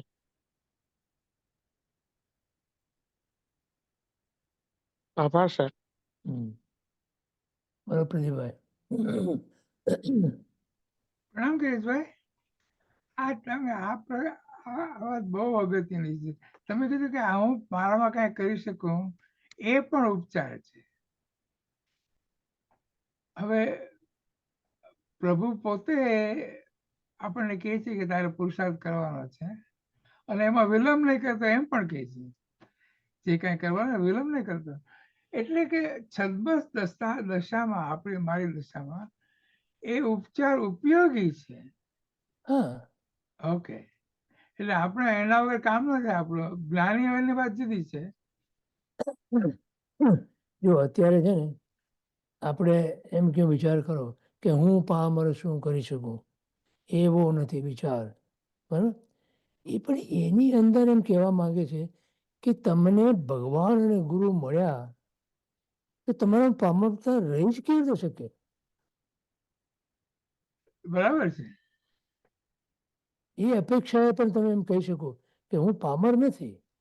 મારો ભગવાન અને મારા ગુરુ નું બળ મારી પાસે છે, એમનો સાથ મારી પાસે છે, એમનો સહકાર મારી પાસે, એમની છત્રછાયા મારી ઉપર છે. હું પામર કેમ લઉં? અરે જ્ઞાની મને ભગવાન આત્મા કહે છે. અમૃતચંદ્રાચાર્યએ પોતાના એક સ્ટેટમેન્ટની અંદર આત્માને માટે ભગવાન આત્મા શબ્દ વાપર્યો છે. Yes yes. એટલે ઘણા વખત આ વિચાર આવે છે કે અજ્ઞાની માટે એ ઉપચાર બહુ યુઝફુલ છે. બહુ બહુ જરૂરી છે. યસ. જ્ઞાનીની વાત જ જુદી છે. હે જ્ઞાનીની વાત જ સાવ જુદી છે. એ જુદી છે. પણ કોઈ પણ જીવને માટે જીવની અંદર અનંત શક્તિ રહેલી છે. યસ. અનંત જ્ઞાન રહેલું છે. એ પાવર ક્યાંથી કહેવાય? ના ના, આજે તમે ઉપચારની વાત કરી ને કે હું મારામાં કાંઈ કરી શકું જ નહીં, કરી શકું એ પણ ઉપચાર છે. હા પણ એ યુઝફુલ ઉપચાર છે મારા માટે, અમારી દશામાં. એટલે ઉપચાર કરીને ઇગ્નોર નથી કરવાનો એમ. એને એક્સક્યુઝ તરીકે નહીં લેવાનું, ફરીથી કહેજો સાહેબ. એક્સક્યુઝ તરીકે. એટલે નહીં તમે નહીં નહીં નહીં આઈ કાન્ટ ડુ ઇટ એમ એવું નહીં, નહીં I can do it. Yes હવે આપણે નાના બાળકોને ભણાવતા હોય છે ને ત્યારે પણ એને કહીએ છીએ થશે ખરેખર you can do it, yes you can do it. Yes તો ભગવાન આપણે એમ કહે છે કે તું ભગવાન આત્મા છે, you can do it. Yes આપણે બાળકોને એમ નથી કહેતા કે જે થવાનું હશે એ થશે. આપણને કહે છે તું કર, પ્રયત્ન કર્યા કર. બરાબર છે. આભાર સાહેબ. બરાબર. દીપ્તિ, બરાબર. દીપ્તિબેન છે. आवाज आ रही है? आवाज आ रही है आपको? હા બરાબર. हाँ, आवाज आ रही है आपको? હા હા आपने अभी समझाया कि सहजता रूप स्वीकार करना। यहाँ स्वीकार का मतलब क्रमबद्ध पर्याय है, उसे स्वीकार करना। हाँ जी. तो फिर तो फेरफार करने की कोई जरूरत होती नहीं है। नहीं देखो, क्रमबद्ध पर्याय का स्वीकार का मतलब ये नहीं है कि हम कुछ न करें. जिस जहाँ अपने को लगता है कि ये उचित है, मतलब औचित्यपूर्ण, वो सहजता से करो. आप करे बिना रह भी नहीं सकते हैं, क्योंकि आपके कर्म के उदय भी ऐसा होना है कि वो आपको करना है या नहीं करना है, वो निर्णय पे आप वो कर्म के उदय के वश आपको करना पड़ेगा. जो करना है वो करना ही पड़ेगा. वही, लेकिन मैं कर रही हूँ या मुझसे हो रहा है, वो अहंकार जो है वो नहीं चाहिए. मेरे से हो रहा है. Difference, there is a difference. मैं कर रही हूँ या मेरे से हो रहा है, उसमें बहुत तफावत है, बहुत अलग बात है. हाँ, वो आपका आपने जो समझाया था निमित्त और नैमित्तिक भाव और कर्ता। हाँ, हाँ, राइट कर्ता कर्म भाव नहीं है, राइट नैमित्तिक भाव है. राइट। तो है, निमित्त तो है, हमको जो कुछ करना है वो करना है, लेकिन उसमें मैं कर रही हूँ या मैंने किया, वो भाव छोड़ो. पर निजी जीवन में और डे टू डे लाइफ में ऐसे संयोग होते हैं कि कोई डिसीजन लेते हैं तो किसी का कुछ मत होता है, आपका कुछ मत होता है, तो वहां पर कहाँ तक की स्वीकार्यता होनी चाहिए कि जहां तक कषाय उत्पन्न नहीं हो वहां तक बस। तो बस उतना कषाय छोड़ देना चाहिए। कषाय उत्पन्न नहीं होना चाहिए. बस कोई भी किसी भी कारण से, कोई किसी भी संजोग में कषाय नहीं होना चाहिए. That's our जागृति, that's our awareness, that you should always be aware of that. कि मेरे जीवन में कषाय नहीं होना चाहिए. एक बात ध्यान में रखना कि हम कषाय करते हैं और वो सफल होते दिखते हैं, तो अपने को लगता है कि मैंने कषाय किया इसीलिए काम हुआ. ठीक है, तो कषाय करना तो पाप है, तो पाप की सफलता हुई. ठीक है, कभी भी ऐसा हो सकता है, पाप की सफलता हो सकती है, नहीं हो सकती है. पर लेकिन क्यों हुआ, तो कि इसके पीछे आपका पुण्य इतना था कि वो पुण्य का बैकिंग था उसमें, इसलिए सफल हुआ. लेकिन वो आपको दिखता नहीं है. आपको तो दिखता है आपने जो कषाय किया वो दिखता है. तो आपने इक्वेशन क्या दिया, मैंने कषाय किया, मैंने सफलता प्राप्त की, हम्म, लेकिन आप जो उसके पीछे आपका जो पुण्य था वो आपको नहीं दिखता है। तो क्या हुआ, कषाय करके आपने आपके पुण्य का बलिदान दिया, सही है। कर्म बंधन किया अलग से, वो वो अलग तो अलग, अलग, हाँ। लेकिन पुण्य का तो बलिदान हो गया। राइट। कौन सा फायदे की बात की, कौन सा लाभ हुआ? कुछ लाभ नहीं हुआ। तो कषाय हाँ कषाय करने से नुकसान ही है। हाँ, तो हम्म, अगर सरल भाषा में समझूं तो उस पॉइंट तक ही एफर्ट करना चाहिए जहां तक सरलता से हो सके, और उतना स्वीकार करके फिर छोड़ देना चाहिए। बस फिर छोड़ दो। हाँ, ओके। छोड़ देना अत्यंत अधिक से अधिक पुरुषार्थ है।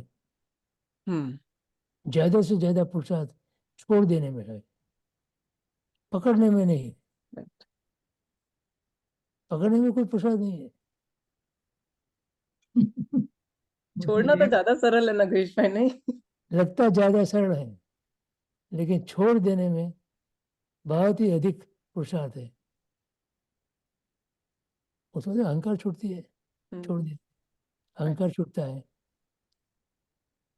अहंकार छोड़ना इतना कठिन है, बहुत पुरुषार्थ मांगते हैं। मुझे तो लगता है कि पकड़ के रखने में ज्यादा दुख का अनुभव ही होता है, इससे ज्यादा कुछ मिलता नहीं है। ये मिलता नहीं है, दुख का अनुभव होता है, लेकिन फिर भी हम पकड़ के रखता है। अहंकार नहीं छूटता इसलिए। हमारा अहंकार पुष्ट होता है ना। राइट। वी वैल्यू और अहंकार सो मच कि उसके लिए हम कुछ भी बलिदान देने को तैयार हैं। लेकिन अहंकार का बलिदान नहीं देंगे। अगर अहंकार, देखो भगवान की 12.5 वर्ष की जो साधना है, उसमें एक ही बात आप देख सकते हैं,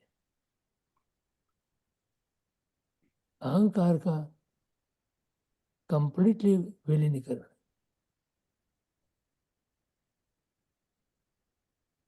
कहीं भी प्रभु ने अपना वो मान कषाय कहीं भी दिखा नहीं पड़ा। Nowhere you can see that.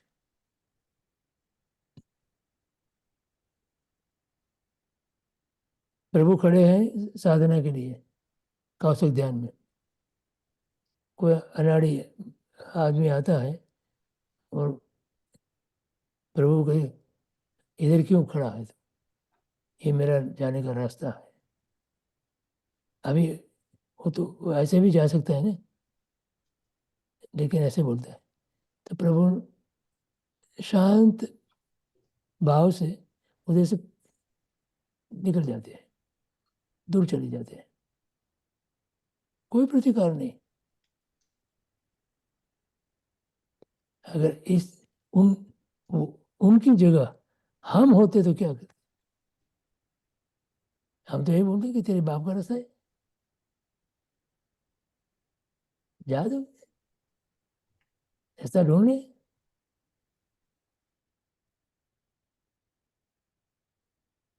आचरण सूत्र जो है ना, उसमें परमात्मा की साधना का वर्णन आता है। इतने सारे प्रसंग हैं उसमें कि आपकी आंख में से आंसू बहने लगे, इतने सारे प्रसंग। यू कैनॉट गो थ्रू आचरण सूत्र विथ ड्राई आईज।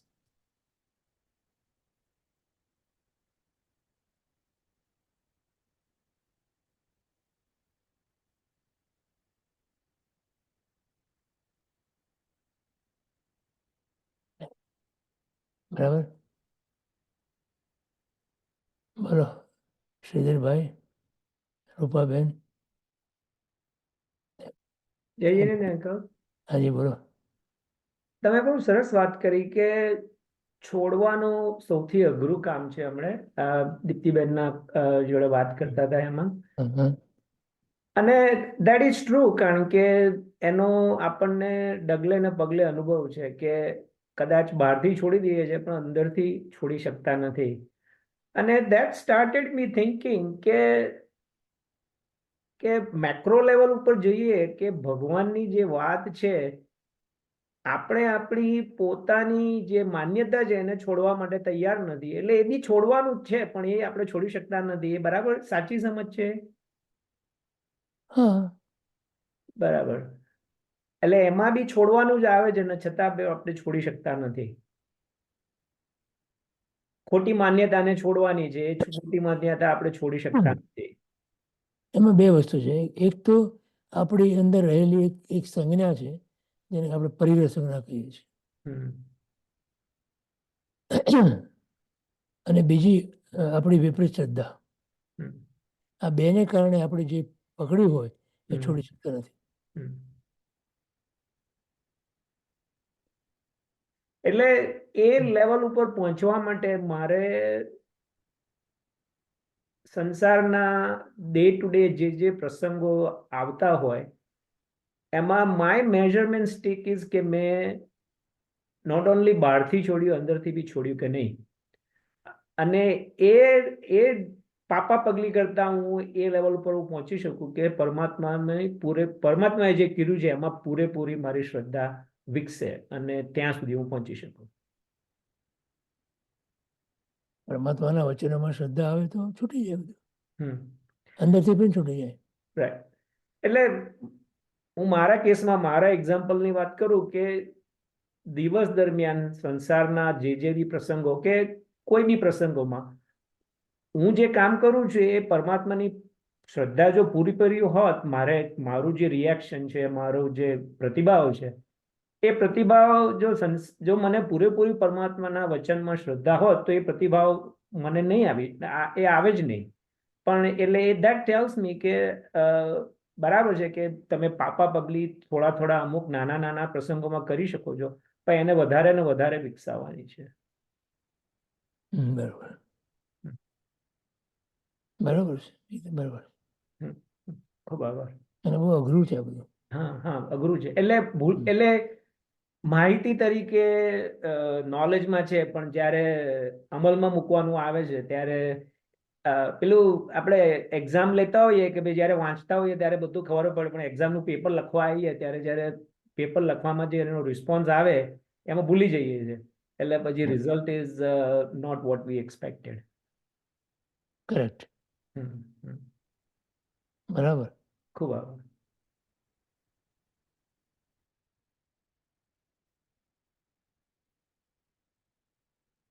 જો હવે અહીંયા શું કહે છે?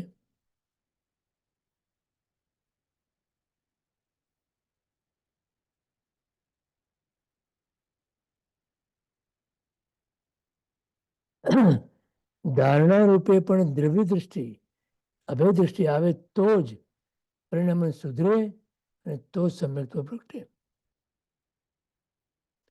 આ વાક્ય સમજાણું?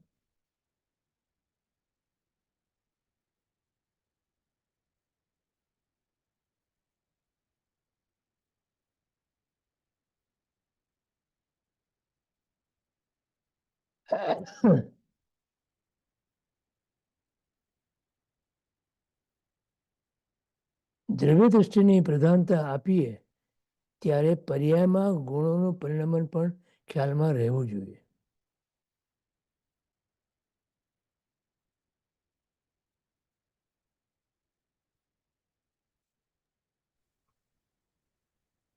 બોલો પ્રદીપભાઈ. પ્રણામ ગિરીશભાઈ.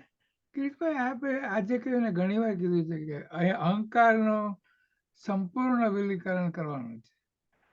તો એક વિચાર એમ આવે છે કે, અને બહુ અઘરું છે, પણ હું જો પોતાના શુદ્ધ સ્વરૂપને અવધારી લઉં કાયમ માટે 24 કલાક,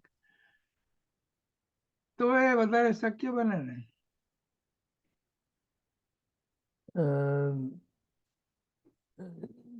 નેચરલી, આઈ મીન તમે તમારા સ્વરૂપને ઘૂંટ્યા કરો યસ. તો જરૂર શક્ય બને, જરૂર શક્ય બને. એને જ દ્રવ્ય દ્રષ્ટિ કીધી. બરાબર. કારણ કે હું એ- આ દેહ સ્વરૂપ છું જ નહીં, જરાય નહીં. હમ. એ તો મિથ્યાત્વ છે. એ જ અભેદ દ્રષ્ટિ. યસ. તમે તમારા પોતાના સ્વરૂપ સાથે અભેદ કર્યું અને દેહ સાથે ભેદ કર્યો. યસ. ખ્યાલ? એટલે એ જો 24 કલાક રહે મગજમાં હા, તો અહંકારનું વિલીકરણ વધારે શક્ય બને ને. એકદમ સહેલું બને. કે we stop reacting in that case. આપણે અનાદિકાળના સંસ્કારોને કારણે જેવું સામે નિમિત્ત આવે છે એવું આપણું તરત રિએક્શન હોય છે. યસ. હવે એમાં જો તમારું રિએક્શનની અંદર થોડો વિલંબ કરવાની ટેવ પડે, વિલંબ એક થોડી સેકન્ડો માટે, તો પણ તમે તમારા સ્વરૂપની અંદર સ્થિરતા ધીમે ધીમે પ્રાપ્ત કરી શકો. યસ. સમજ્યા? This is the practical you have to do. એટલે ઉતાવળ એ શત્રુ છે. આપણે શું થાય છે કે જે કંઈ વસ્તુ બની બિના બને, જો કોઈ નિમિત્ત આવ્યો કોઈ પણ, તો તરત રિએક્શન આપણું હોય છે. હા. અને રિએક્શન આવે છે આપણા અંદરના રહેલા સંસ્કારને કારણે. યસ. અને સંસ્કાર એ કહે છે કે હું આ દેહ અને હું આ રૂપ, યસ. ત્યાં સ્વરૂપ ભૂલી જઈએ છીએ. યસ. મારું નામ અને મારું રૂપ જે બીજાને દેખાય છે, અને જે બીજો જે કંઈ પ્રતિભાવ આપે છે એ એને જોઈને આપે છે, અને એને મેં મારું સ્વરૂપ માન્યું તો મને એનો પ્રતિભાવ સારો હશે તો ગમશે, નહીં સારો હોય તો નહીં ગમે. અને મારું રિએક્શન જે હશે એ એને અનુરૂપ હશે. તો મારા પોતાના શુદ્ધ સ્વરૂપનું હું ત્યાં ભૂલી જાઉં છું, અને જે મારું સ્વરૂપ છે જ નહીં એના આધારે મારું રિએક્શન આવે છે. હા. તો એ રિએક્શન ખોટું, બરોબર. નિતાંત ખોટું. અને એ આપણા કર્મબંધનો સંસાર પરિબળનું કારણ છે. અને એ ઊંડા ને ઊંડા ચીલા પાડતો જાય છે. અને એટલે જ પરમાત્માની 12.5 વર્ષની સાધના આપણે જો ખરેખર વિચારીએ એમાંથી આ એક વસ્તુ નીકળ્યા કરે આપણને યસ. કે પરમાત્મા રિએક્શન જ નહીં, કોઈ રિએક્શન નહીં, નહીં. નો રિએક્શન, ઝીરો. ઝીરો. કેમ કે પરમાત્માએ જાણ્યું કે મને કોઈ જોઈ શકતું નથી, તો મને જે જોઈ શકતું નથી ને હું જે જોઈ શકે છે એ હું નથી, તો જે જોઈ શકે છે એને લોકો જે કંઈ કહે છે એની મને શા માટે અસર થવી જોઈએ? સમજ્યા? This is the key. Yes. મને કોઈ જોઈ શકતું નથી, અને જે જોઈ શકતું નથી અને જે જોઈ શકે છે એ હું નથી, તો મને કોઈ કહી શકતું નથી, તો મારે એનો રિએક્શન આપવાની શું જરૂર છે? બરોબર. સમજાય વાત? હાજી. એમ જ કરવું છે. મેં પેલા વેન ડાયરનો બી દાખલો આપ્યો હતો, બધાને યાદ હતો. What you say is none of my business. ઓલી ફ્લાઇટ ડિલે થયેલી, Oh, flight, go ahead. તો એમાં ઓલી એર હોસ્ટેસ કે હવે આમ કે આ બધા લોકો નીકળશે, બધા ગાળો દેતા દેતા નીકળશે.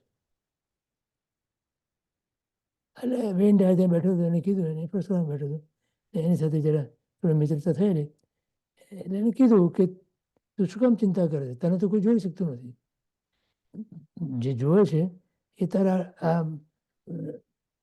વેશ પહેર્યો છે તે એરલાઇનનો, એટલે એરલાઇનને જુએ છે, તે ઢીલ્લો માર્યો છે તારું નામ એને જુએ છે, કે જે તું નથી, આ વેશ એ તું નથી, આ તારો બિલ્લો જે છે નામનો એ તું નથી, અને તને દેહનો જોઈએ તારો એ બી તું નથી. તું તો શુદ્ધ આત્મા છે, એને તો કોઈ જોઈ શકતું નથી. તો બરાબર તું શું કામ ચિંતા કરે છે? ત્યારે એ બાઈ કહે છે કે I never felt so good in my life. Yeah. અને ભગવાને એમ જ કર્યું ને. હા, એટલે આપણે 12.5 વર્ષની સાધના જુઓ તો પરમાત્મા આ જ કર્યું. તમે જેને જોઈને ગાળો દો છો એ તો કોઈ જુદું જ છે, કોઈ વસ્તુ. એ તો હું છું ને, તો why should I worry about it? Why should I get offended? આ એ ભેદ જ્ઞાન આપણે નથી કર્યું માટે. આભાર સાહેબ. જો દ્રવ્ય દૃષ્ટિની પ્રધાનતા આપીએ ત્યારે પર્યાયમાં ગુણોનું પરિણમન પણ ખ્યાલમાં રહેવું જોઈએ. ગુણોનું પરિણમન સમ્યક થાય તો દ્રવ્ય દૃષ્ટિ પર્યાય યથાર્થ કહેવાય. રાધર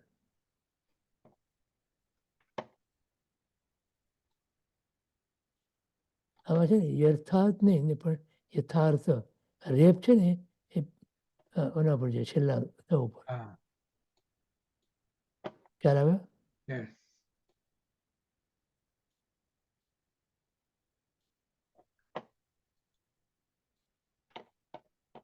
હવે એક ચેતવણી આપે છે આપણને, બહુ બહુ અગત્યની ચેતવણી છે.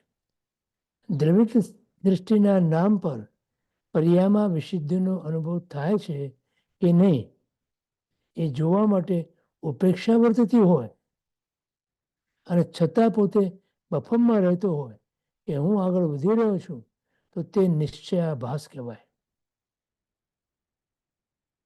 બરાબર સમજાણું?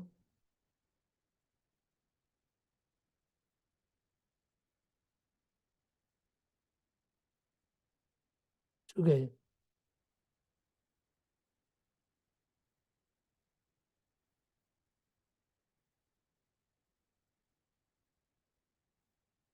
જે કે વિશુદ્ધિ આપણામાં આવે, દ્રવ્ય દૃષ્ટિનો આશ્રય કરો તમે તો દ્રવ્ય શુદ્ધ છે એની શુદ્ધિનો અનુભવ તમને પર્યાયમાં થાય. કારણ કે દ્રવ્યમાં તો અનુભવ નથી, અનુભવ માત્ર પર્યાયમાં છે. સમજાય છે? તો જો તમારી દૃષ્ટિ દ્રવ્ય તરફ હોય તો દ્રવ્ય શુદ્ધ છે, બરાબર. હવે એ શુદ્ધતાનો અનુભવ તમને તમારી એની જે પર્યાય જે છે એ પર્યાયની અંદર તમને મળવો જોઈએ, થવો જોઈએ.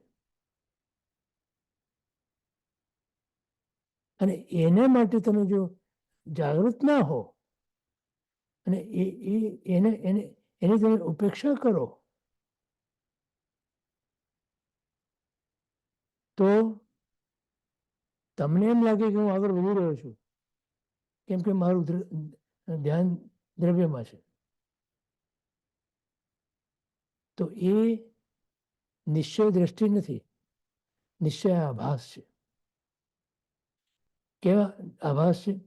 તો કે જે દ્રવ્યની શુદ્ધતા તમે સ્વીકારી છે એનો અનુભવ તમને પર્યાયમાં થવો જોઈએ. કારણ કે અનુભવ દ્રવ્યમાં ના થાય, અનુભવ પર્યાયમાં થાય. આ સમજાય છે વાત? અને પર્યાયમાં તમને થતો નથી. તો વાત એમ કરવી દ્રવ્ય દૃષ્ટિ નિશ્ચય દૃષ્ટિ છે, પર્યાય દૃષ્ટિ વ્યવહાર છે. સમજાય છે? તો જે નિશ્ચયમાં તમને નક્કી કર્યું હોય કે ત્યાં શ્રદ્ધા કરી હોય, એ શ્રદ્ધાનું પરિણામ રૂપે તમને પર્યાયની અંદર એ અનુભવાવી જોઈએ, પર્યાયમાં અનુભવ થવો જોઈએ. જો મને શુદ્ધતા, દ્રવ્યની શુદ્ધતાનો લક્ષ્ય મેં કર્યું હોય અને મને એમ લાગતું હોય કે દ્રવ્ય શુદ્ધ છે અને એનો મને સ્વીકાર છે, તો એ શુદ્ધતાનો અનુભવ મને પર્યાયમાં થવો જોઈએ. તો એનો અર્થ શું થયો કે મનને સંયોગો કે સંજોગો કે ઉદયો ની અસર તો પર્યાયમાં થવાની છે. હવે જો તમારી દ્રવ્યની શુદ્ધતાનો તમે પર્યાયમાં અનુભવ કર્યો હોય તો આ જે ઉદયો છે એ ઉદયોની સામે આ શુદ્ધતા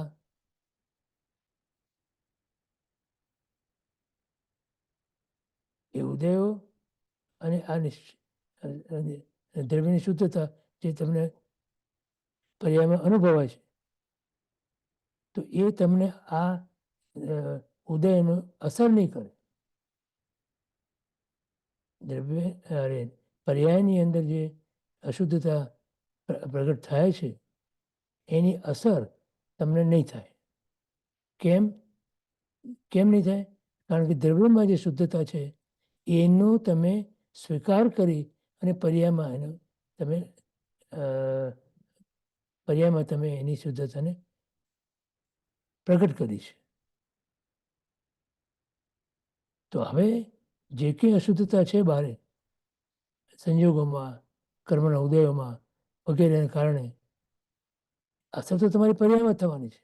પણ હવે એ પર્યાયની અંદર તમારી દ્રવ્યની શુદ્ધતા તમને અનુભવમાં આવી છે. તો હવે ઓલી જે પર્યાયમાં જે તમે અનુભવો છો ઉદયના કારણે એ તમે ઉદય તમારો ત્યાં નિષ્ફળ જાય છે અને તમારી શુદ્ધતા ટકે છે. પણ જો એ ના ટકે તો સમજવું કે તમારી દ્રવ્યની દ્રષ્ટિને કારણે તમે માનતા હતા કે એ દ્રવ્યની શુદ્ધતા મારી પર્યાયમાં આવી છે એ માન્યતા ખોટી છે. સમજાણું ભાઈ? બરોબર છે ભાઈ? પ્રણામ ગિરીશભાઈ, આ દ્રવ્યની શુદ્ધતાનો અનુભવ પર્યાયમાં એનો અર્થ એમ કહી શકાય કે એમાં કશાયની મંદતા કે અભાવ કમ્પ્લીટલી યસ અને ઉચિત કાર્ય કરે બસ. હા, વિચરે ઉદય પ્રયોગ યસ એ આવે એટલે પોતાની કાંઈ સ્વાર્થી ઈચ્છા જ નહીં એમાં. નહીં. બરાબર સાહેબ, આભાર. એટલે એ રીતે આપણે પોતાની શુદ્ધતાનો અનુભવ કરી શકીએ. હા, અને આજે અહીંયા કીધું કે એની ઉપેક્ષા કરે એનો અર્થ એવો કે આપણે સતત પોતાની અનુપ્રેક્ષા કર્યા કરવાનું છે. હા, અને એ જ આપણે જો આત્માને જ અવધારી લઈએ કે હું શુદ્ધ આત્મા છું કાયમ, તો એ સહજતાથી થાય. જેટલી સહજતા આવે જીવનમાં એટલા પ્રમાણમાં તમારી દ્રવ્યની જે શુદ્ધતા છે એ પર્યાયમાં પ્રગટ થાય. યસ, અને એનો અનુભવ પણ થાય. અનુભવ જ પ્રગટ થાય તો અનુભવ થાય જ. એટલે એના પર ધ્યાન રહે એમ. હા, બરાબર છે. આભાર સાહેબ. બરાબર દિશનભાઈ? પ્રણામ ગિરીશભાઈ. આ જે છેલ્લા વાક્યો હું એ રીતે સમજ્યો કે પર્યાયોને જોતા શીખવું પડે અને પર્યાયોને જો જોઈએ તો એમાં આપણા સંકલ્પ વિકલ્પ ન ભરે.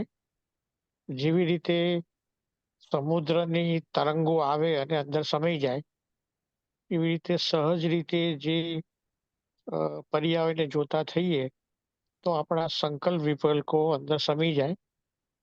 અને જો એમાં એ તરંગો જો અથડાય તો તમે વિકલ્પોમાં ભર્યા અને તમે ખોટી દિશામાં ડાયરેક્શનમાં જાઓ.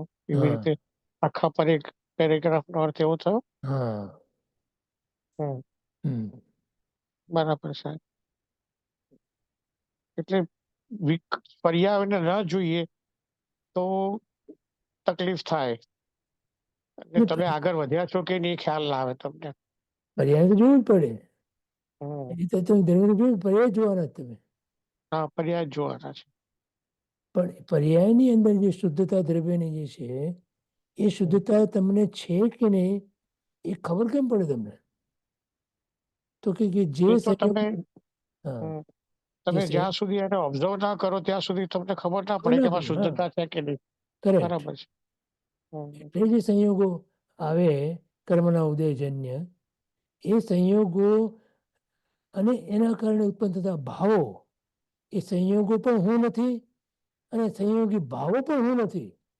એ ત્યાં દ્રઢતાપૂર્વક રહે તો એમ માની શકાય આપણે કે તમે દ્રવ્યની શુદ્ધતા તમારી પર્યામાં પરિણમી.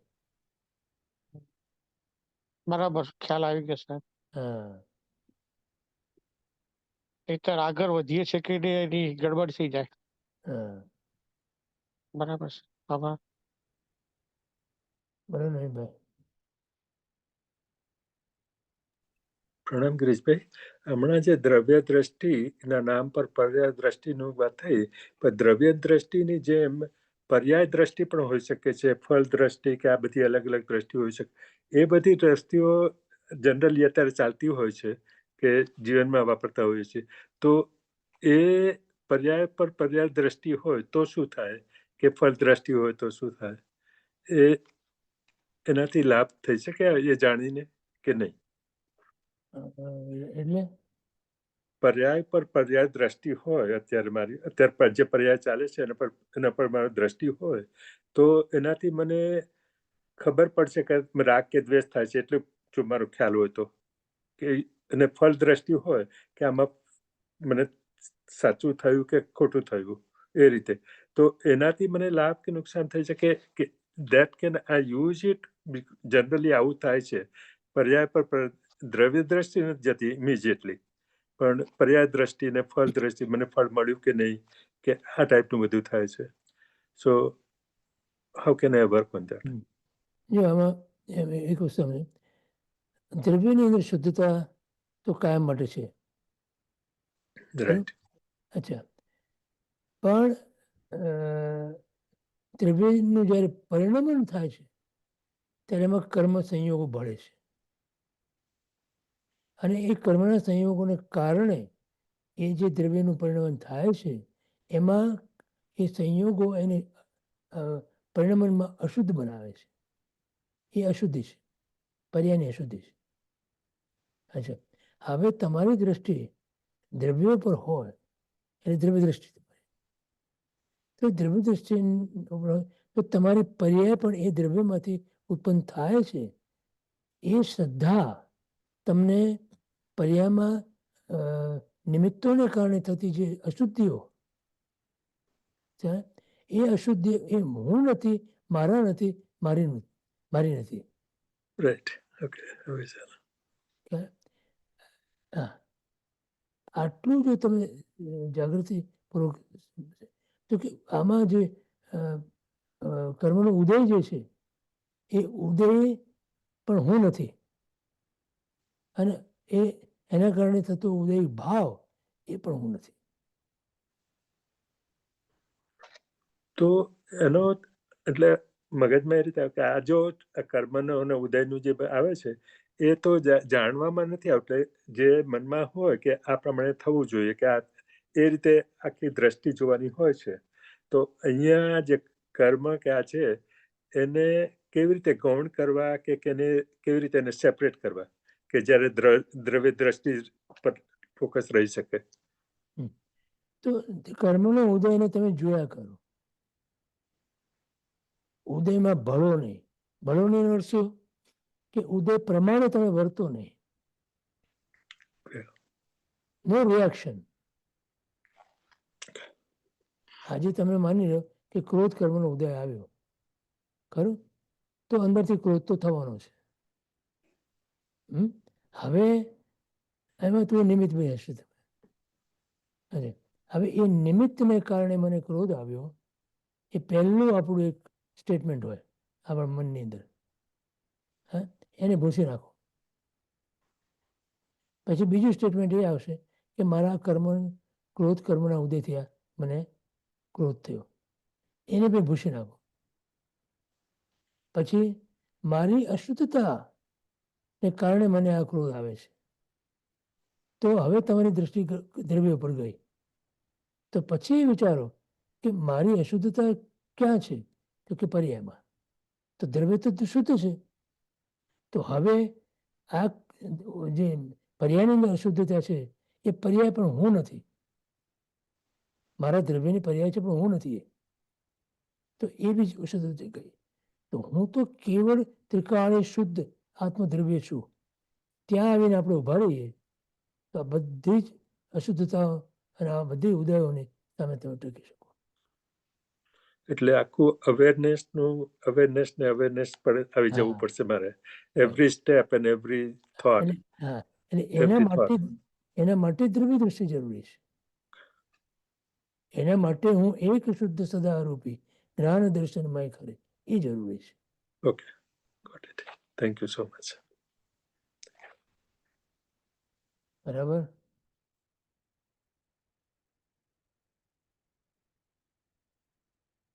ક્યાં છીએ આપણે?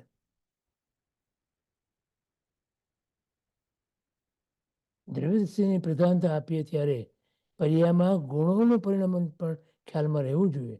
ગુણોનું પરિણામન સમ્યક થાય તો દ્રવ્ય દ્રષ્ટિ યથાર્થ કહેવાય. દ્રવ્ય દ્રષ્ટિના નામ પર પર્યાયમાં વિશુદ્ધિનો અનુભવ થાય છે કે નહીં એ જોવા માટે ઉપેક્ષા વર્તતી હોય. That means you have to see this. You have to make sure that you do. અને છતાં પોતે બફામાં રહેતો હોય કે હું આગળ વધી રહ્યો છું તો તે નિશ્ચયાભાસ. નિશ્ચય દ્રષ્ટિનું સમ્યક પરિણમન થાય એટલે વ્યવહારમાં પોતાનાથી નીચેના સ્થાનમાં રહેલા અલ્પબોધવાળા, અલ્પક્ષમવાળા કે ક્રિયારુચિવાળા જીવો પ્રત્યે ઉપહાસ કરવાનું મન ન થાય, પણ તેઓ પ્રત્યે પણ અંતરમાં મૈત્રી, પ્રેમ, કરુણા, વાત્સલ્ય, સેવા, સહાનુભૂતિના ભાવો ઝળકે અને તેઓમાં જ્ઞાનની, તત્વની, સમજણની જે ખામી છે તે કુણેપૂર્વક દૂર કરાય. આવો પૂરક બનવાનો, પૂર્તિ કરવાનો યથાર્થ પ્રયત્ન જ્યાં છે ત્યાં જ નિશ્ચયનું સમ્યક પરિણમન હોય છે. સમજાયું?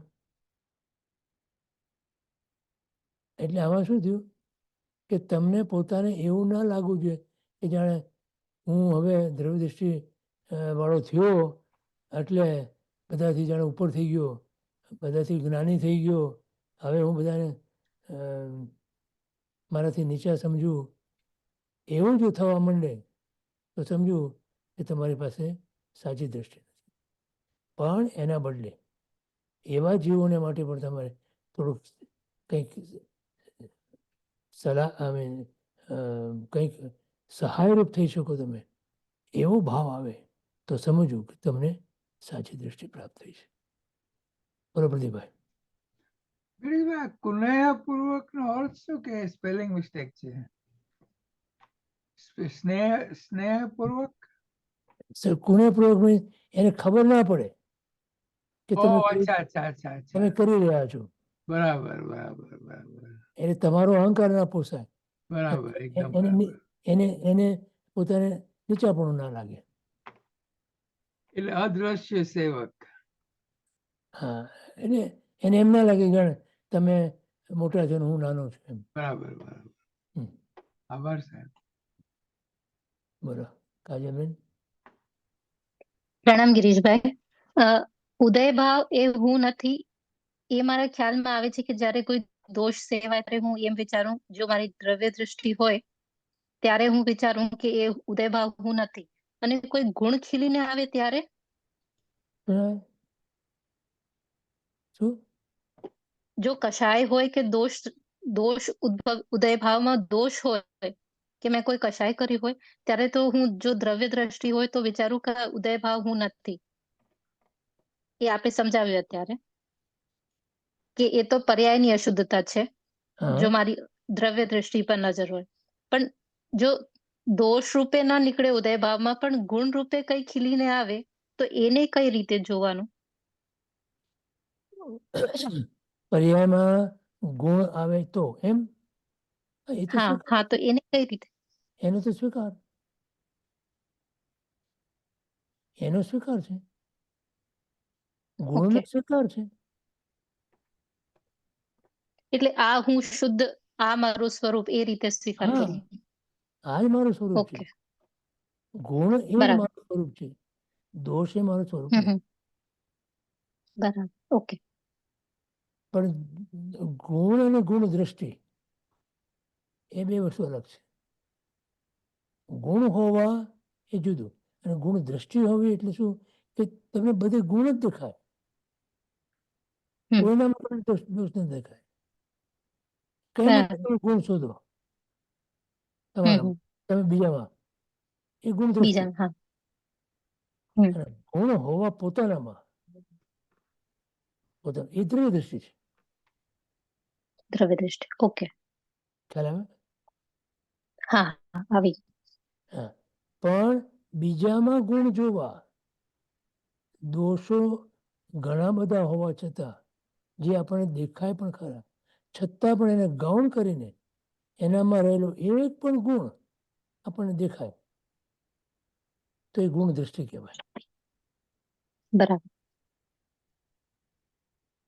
આપણે કૃષ્ણ ભગવાનનો ને પેલી, મરેલી કૂતરીનો દાખલો આપી દો ને, એના જેવું. આપણું દાંત વાળું. હા, બરાબર. એ એ હમ ગુણ દ્રષ્ટિ કહેવાય. બરાબર. જી, બરાબર? આભાર. હમ. હા. બોલો, હવે કોઈને છે કે પ્રશ્ન? શિરીષભાઈ. પ્રણામ ગિરીશભાઈ. બોલો ભાઈ. એટલે આ પેરેગ્રાફનો પહેલો સેન્ટેન્સ હતું ને, જેમાં દ્રવ્ય દ્રષ્ટિ નામ પર પર્યાય વિશુદ્ધિનો અનુભવ થાય છે. હમ. એટલે મારે સતત મારા દ્રવ્ય દ્રષ્ટિમાં ઇન્ટ્રોસ્પેક્શન કર્યા કરવાનું કે મારી પર્યાયમાં પવિત્રતા, નિર્મળતા એ બધી આવી કે નહીં, એનો સતત મારે જાગૃતિ રાખવાની અને ઇન્ટ્રોસ્પેક્શન કર્યા કરવાનું. બરાબર? હા, એ ટેવ પડી જાય પછી આપણને. હા હા તમે એક વાર શરૂ કરો ને, હા. હાથ પ્રમાણે કર્યા કરો, ટેવ પડી જાય પછી.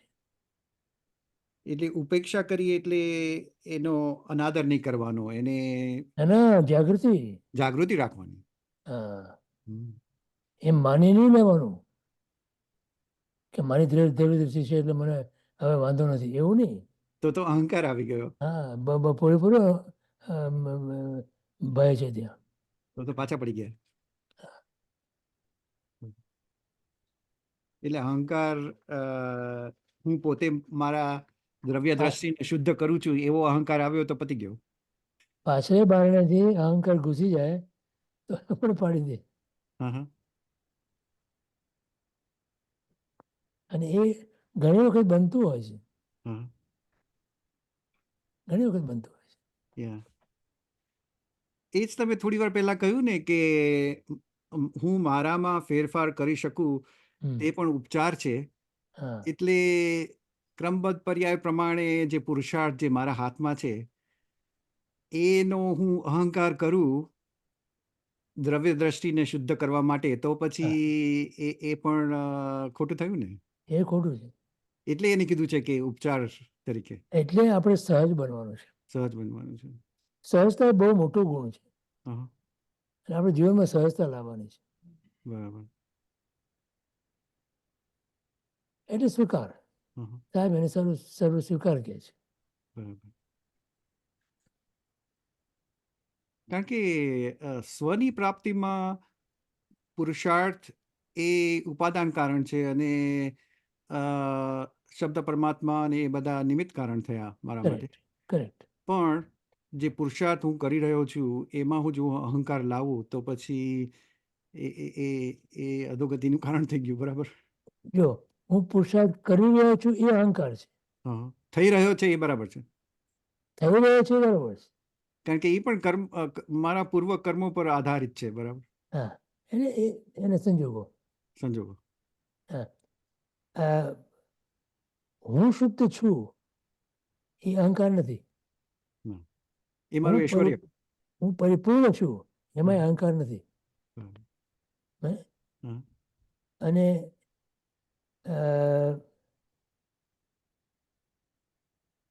એ દ્રવ્ય દ્રષ્ટિ છે, પણ એ મારો ગોલ છે રાઈટ નાઉ. અત્યારે કર્મના ઉદયો ચાલે છે. એ જ્યાં સુધી ચાલે છે ત્યાં સુધી મારે એ જે ગોળ છે એ મેં હજી મારા આદર્શ રૂપ છે, હજી મને પ્રાપ્ત નથી થયું. પણ પ્રાપ્ત થશે. કેમ થશે? કેમ કે that's what I am, that's who I am, hmm. That's why. એટલે આપણે એમ કહીએ ને કે હું શુદ્ધ, હું એક શુદ્ધ સદા રૂપે એના અંદર એ ઘૂંટવાનું એટલા માટે છે. હમ. એમાં અહંકાર નથી, બરાબર. એમાં વસ્તુ સ્થિતિનો સ્વીકાર છે. હમ. દેટ ઇઝ હુ આઈ એમ. મારા અને આત્મા એ જો, અને એ છે ને એ બીજાને આધારિત નથી. હમ. ખ્યાલ આવે? હમ. બીજાને આધારિત જો કોઈ વસ્તુ હોય તો એમાં અહંકાર આવે. હમ. ખ્યાલ? હમ. પણ કોઈ વસ્તુ, વ્યક્તિ કે પરિસ્થિતિને કારણે નથી હું. હું તો મારા પોતાના સ્વતંત્ર સ્વરૂપને કારણે છું. મારું અસ્તિત્વ જ આ છે. હમ. એટલે એમાં અહંકાર રૂપે નથી. હમ. તમે એમ કહો કે હું એક શુદ્ધ સદા રૂપી જ્ઞાન દર્શનમય ખરે, કઈ અન્ય તે મારું જરી પરમાણુ માત્ર નથી હરે. તો આમ તમે એક એની પ્રાઇમા ફેસી જુઓ તમે તો અહંકારનું સ્ટેટમેન્ટ લાગે. હમ. બરાબર ને? પણ ખરેખર નથી. પણ એ તો મારા આત્મદ્રવ્યમાં મેં અહંકાર એ દ્રવ્ય દ્રષ્ટિ છે. દ્રવ્ય દ્રષ્ટિ. હવે એ દ્રવ્ય દ્રષ્ટિમાં જે છે એ મારી પર્યામાં લઈ આવવાનું છે. પર્યામાં મલિનતા છે, હમ. પર્યામાં ખંડિતતા છે. એ પણ તમે થોડી વાર પહેલા સાહેબે લખ્યું ને કે દ્રવ્ય દ્રષ્ટિમાં પણ સંવેદનશીલતા ન હોય તો પછી એ હા. ધારણા હા, સાચી નથી. સંવેદનશીલતા તો જોઈએ. બરાબર. થેન્ક યુ કિશોર. બોલો કાજલ. પ્રણામ ગિરીશભાઈ. અત્યારે આપણે જે એક્સરસાઇઝ કરી એ દ્રવ્ય દ્રષ્ટિની, એનાથી મને એક ખ્યાલ આવે કે શું રાખવું, શું પરિહરવું, એ જે આપણે વિચારતા હોઈએ તો અહીંયાથી એમાં નીકળી જાય ને. શું કે ફરી વાર કે?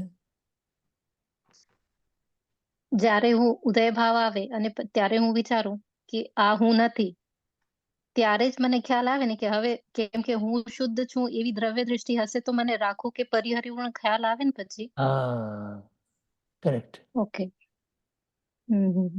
ઓકે. માટે ત્યાંથી હું શુદ્ધતા તરફ. બરાબર. માટે દ્રવ્ય દ્રષ્ટિ જરૂરી છે. બરાબર. એકદમ બરાબર. બરાબર. જી, આભાર. બોલો હર્ષાબેન.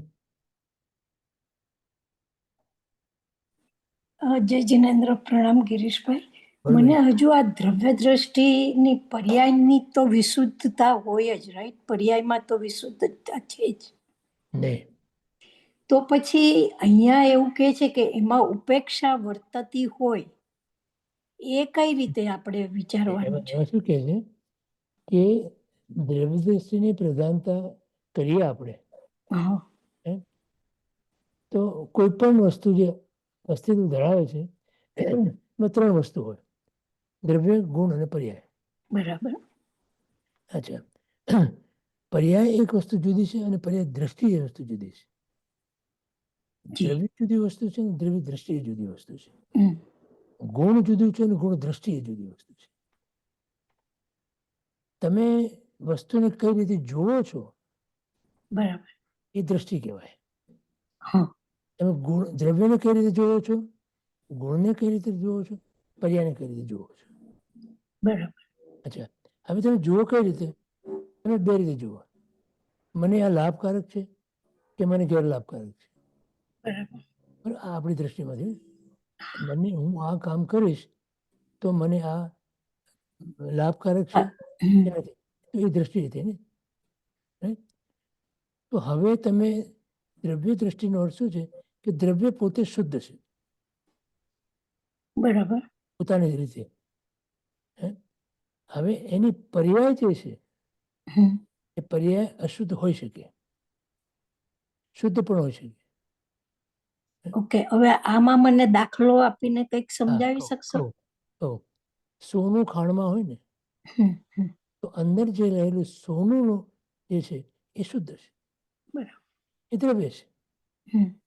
પણ આ સોનું જે ખાણમાંથી નીકળેલું સોનું, હમ.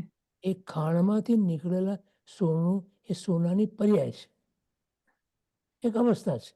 અવસ્થા. હમ. સમજે ને? હા, તો હવે એ અશુદ્ધ છે. બરાબર. તો એની એ પર્યાય તમે જુઓ, ખાણમાંથી નીકળેલું હોય ત્યારે તમે જુઓ તો એ અશુદ્ધ છે. બરાબર. પણ એમાં રહેલું જે સોનું એ તો શુદ્ધ છે. હા. અચ્છા, હવે તમારે એ સોનાને શુદ્ધ જોવું હોય કે કરવું હોય અને લેવું અને પામવું હોય તો શું કરવું પડે? તો કે એમાં જે રહેલી અશુદ્ધિઓ છે એ બધી દૂર કરવી પડે. બરાબર? અચ્છા, તમે દૂર કરી તો તમે કંઈક બહારથી અંદર લાવ્યા સોના શુદ્ધ કરવા માટે? ના. નહીં. તો સોનું તો અંદરથી શુદ્ધ જ હતું. રાઈટ. એટલે દરેક દ્રવ્ય પોતે પોતાની અંદર શુદ્ધ જ હોય. એમ આત્મદ્રવ્ય પણ પોતે પોતાની અંદર શુદ્ધ જ છે. ખરું? પણ સંજોગો વસાત એમાં અશુદ્ધતા દેખાય છે. અચ્છા, એનો એક દાખલો સાહેબજી આપતા હોય છે કે એક માણસ ખાણમાં કામ કરે છે, કોલસાની ખાણમાં કામ કરે છે.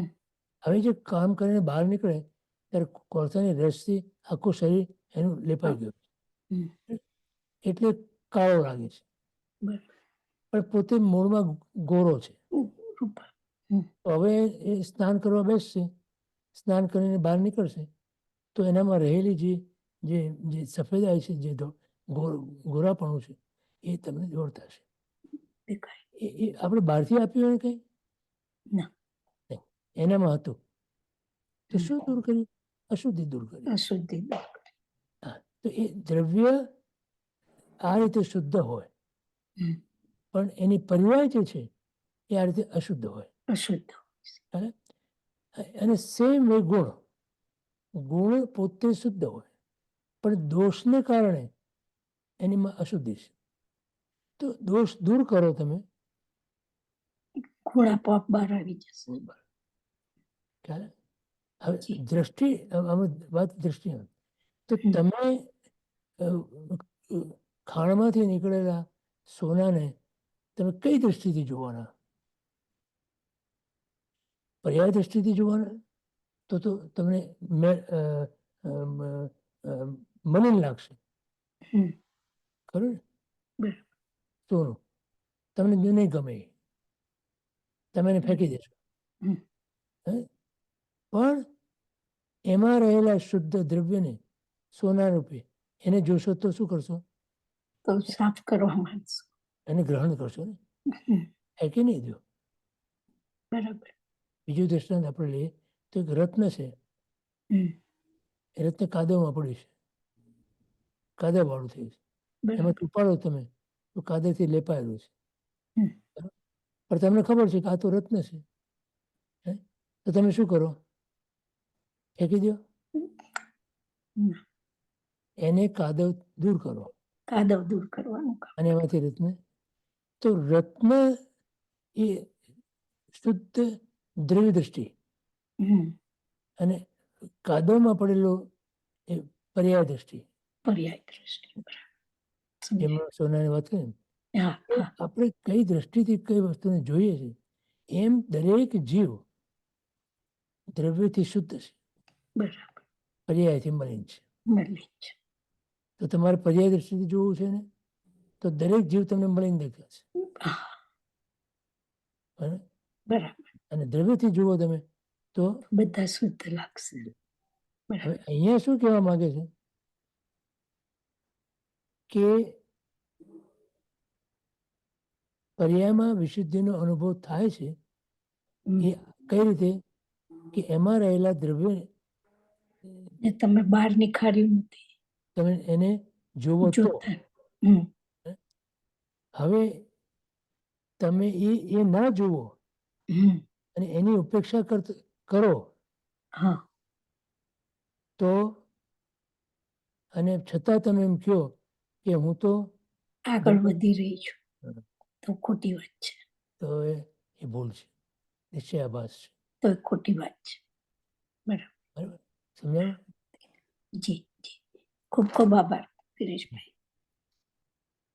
બરાબર પ્રદીપભાઈ. પ્રણામ ગિરીશભાઈ. આજે એક બે અનાઉન્સમેન્ટ કર્યું છે, તમે તૈયાર હો ત્યારે. બોલો. 1 વાગવા આવશે હમણાં. જશવંતભાઈનો પ્રશ્ન જ રહી છે. કોનો પ્રશ્ન આવ્યો? અચ્છા, દુષ્યંતભાઈ. જશવંતભાઈ એનો તો પ્રણામ ગિરીશભાઈ. બરોબર. એટલે પછી છેલ્લે જે ઉદાહરણ આપ્યું કે એક જ્ઞાની વ્યક્તિ છે અને એક તત્વને સમજતો નથી, જે ઉદાહરણ આપણે નીચે વાંચ્યું એ જ એપ્લાય થાય ને.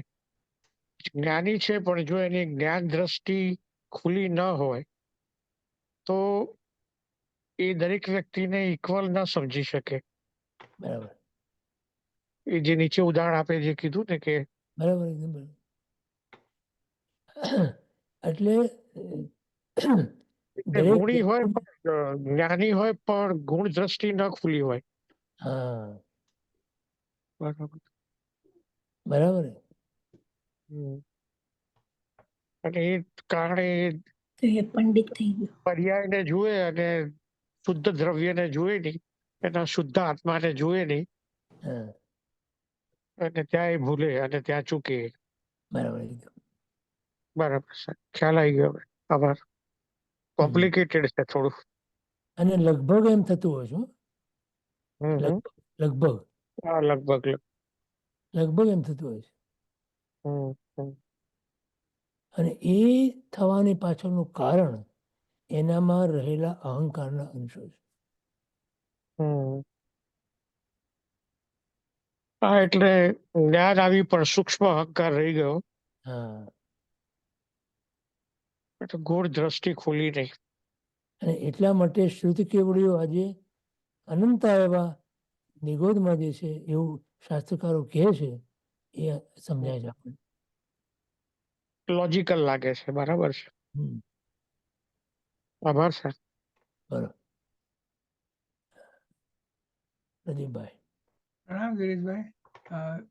તમે કહો ત્યારે એક બે અનાઉન્સમેન્ટ છે. બોલો.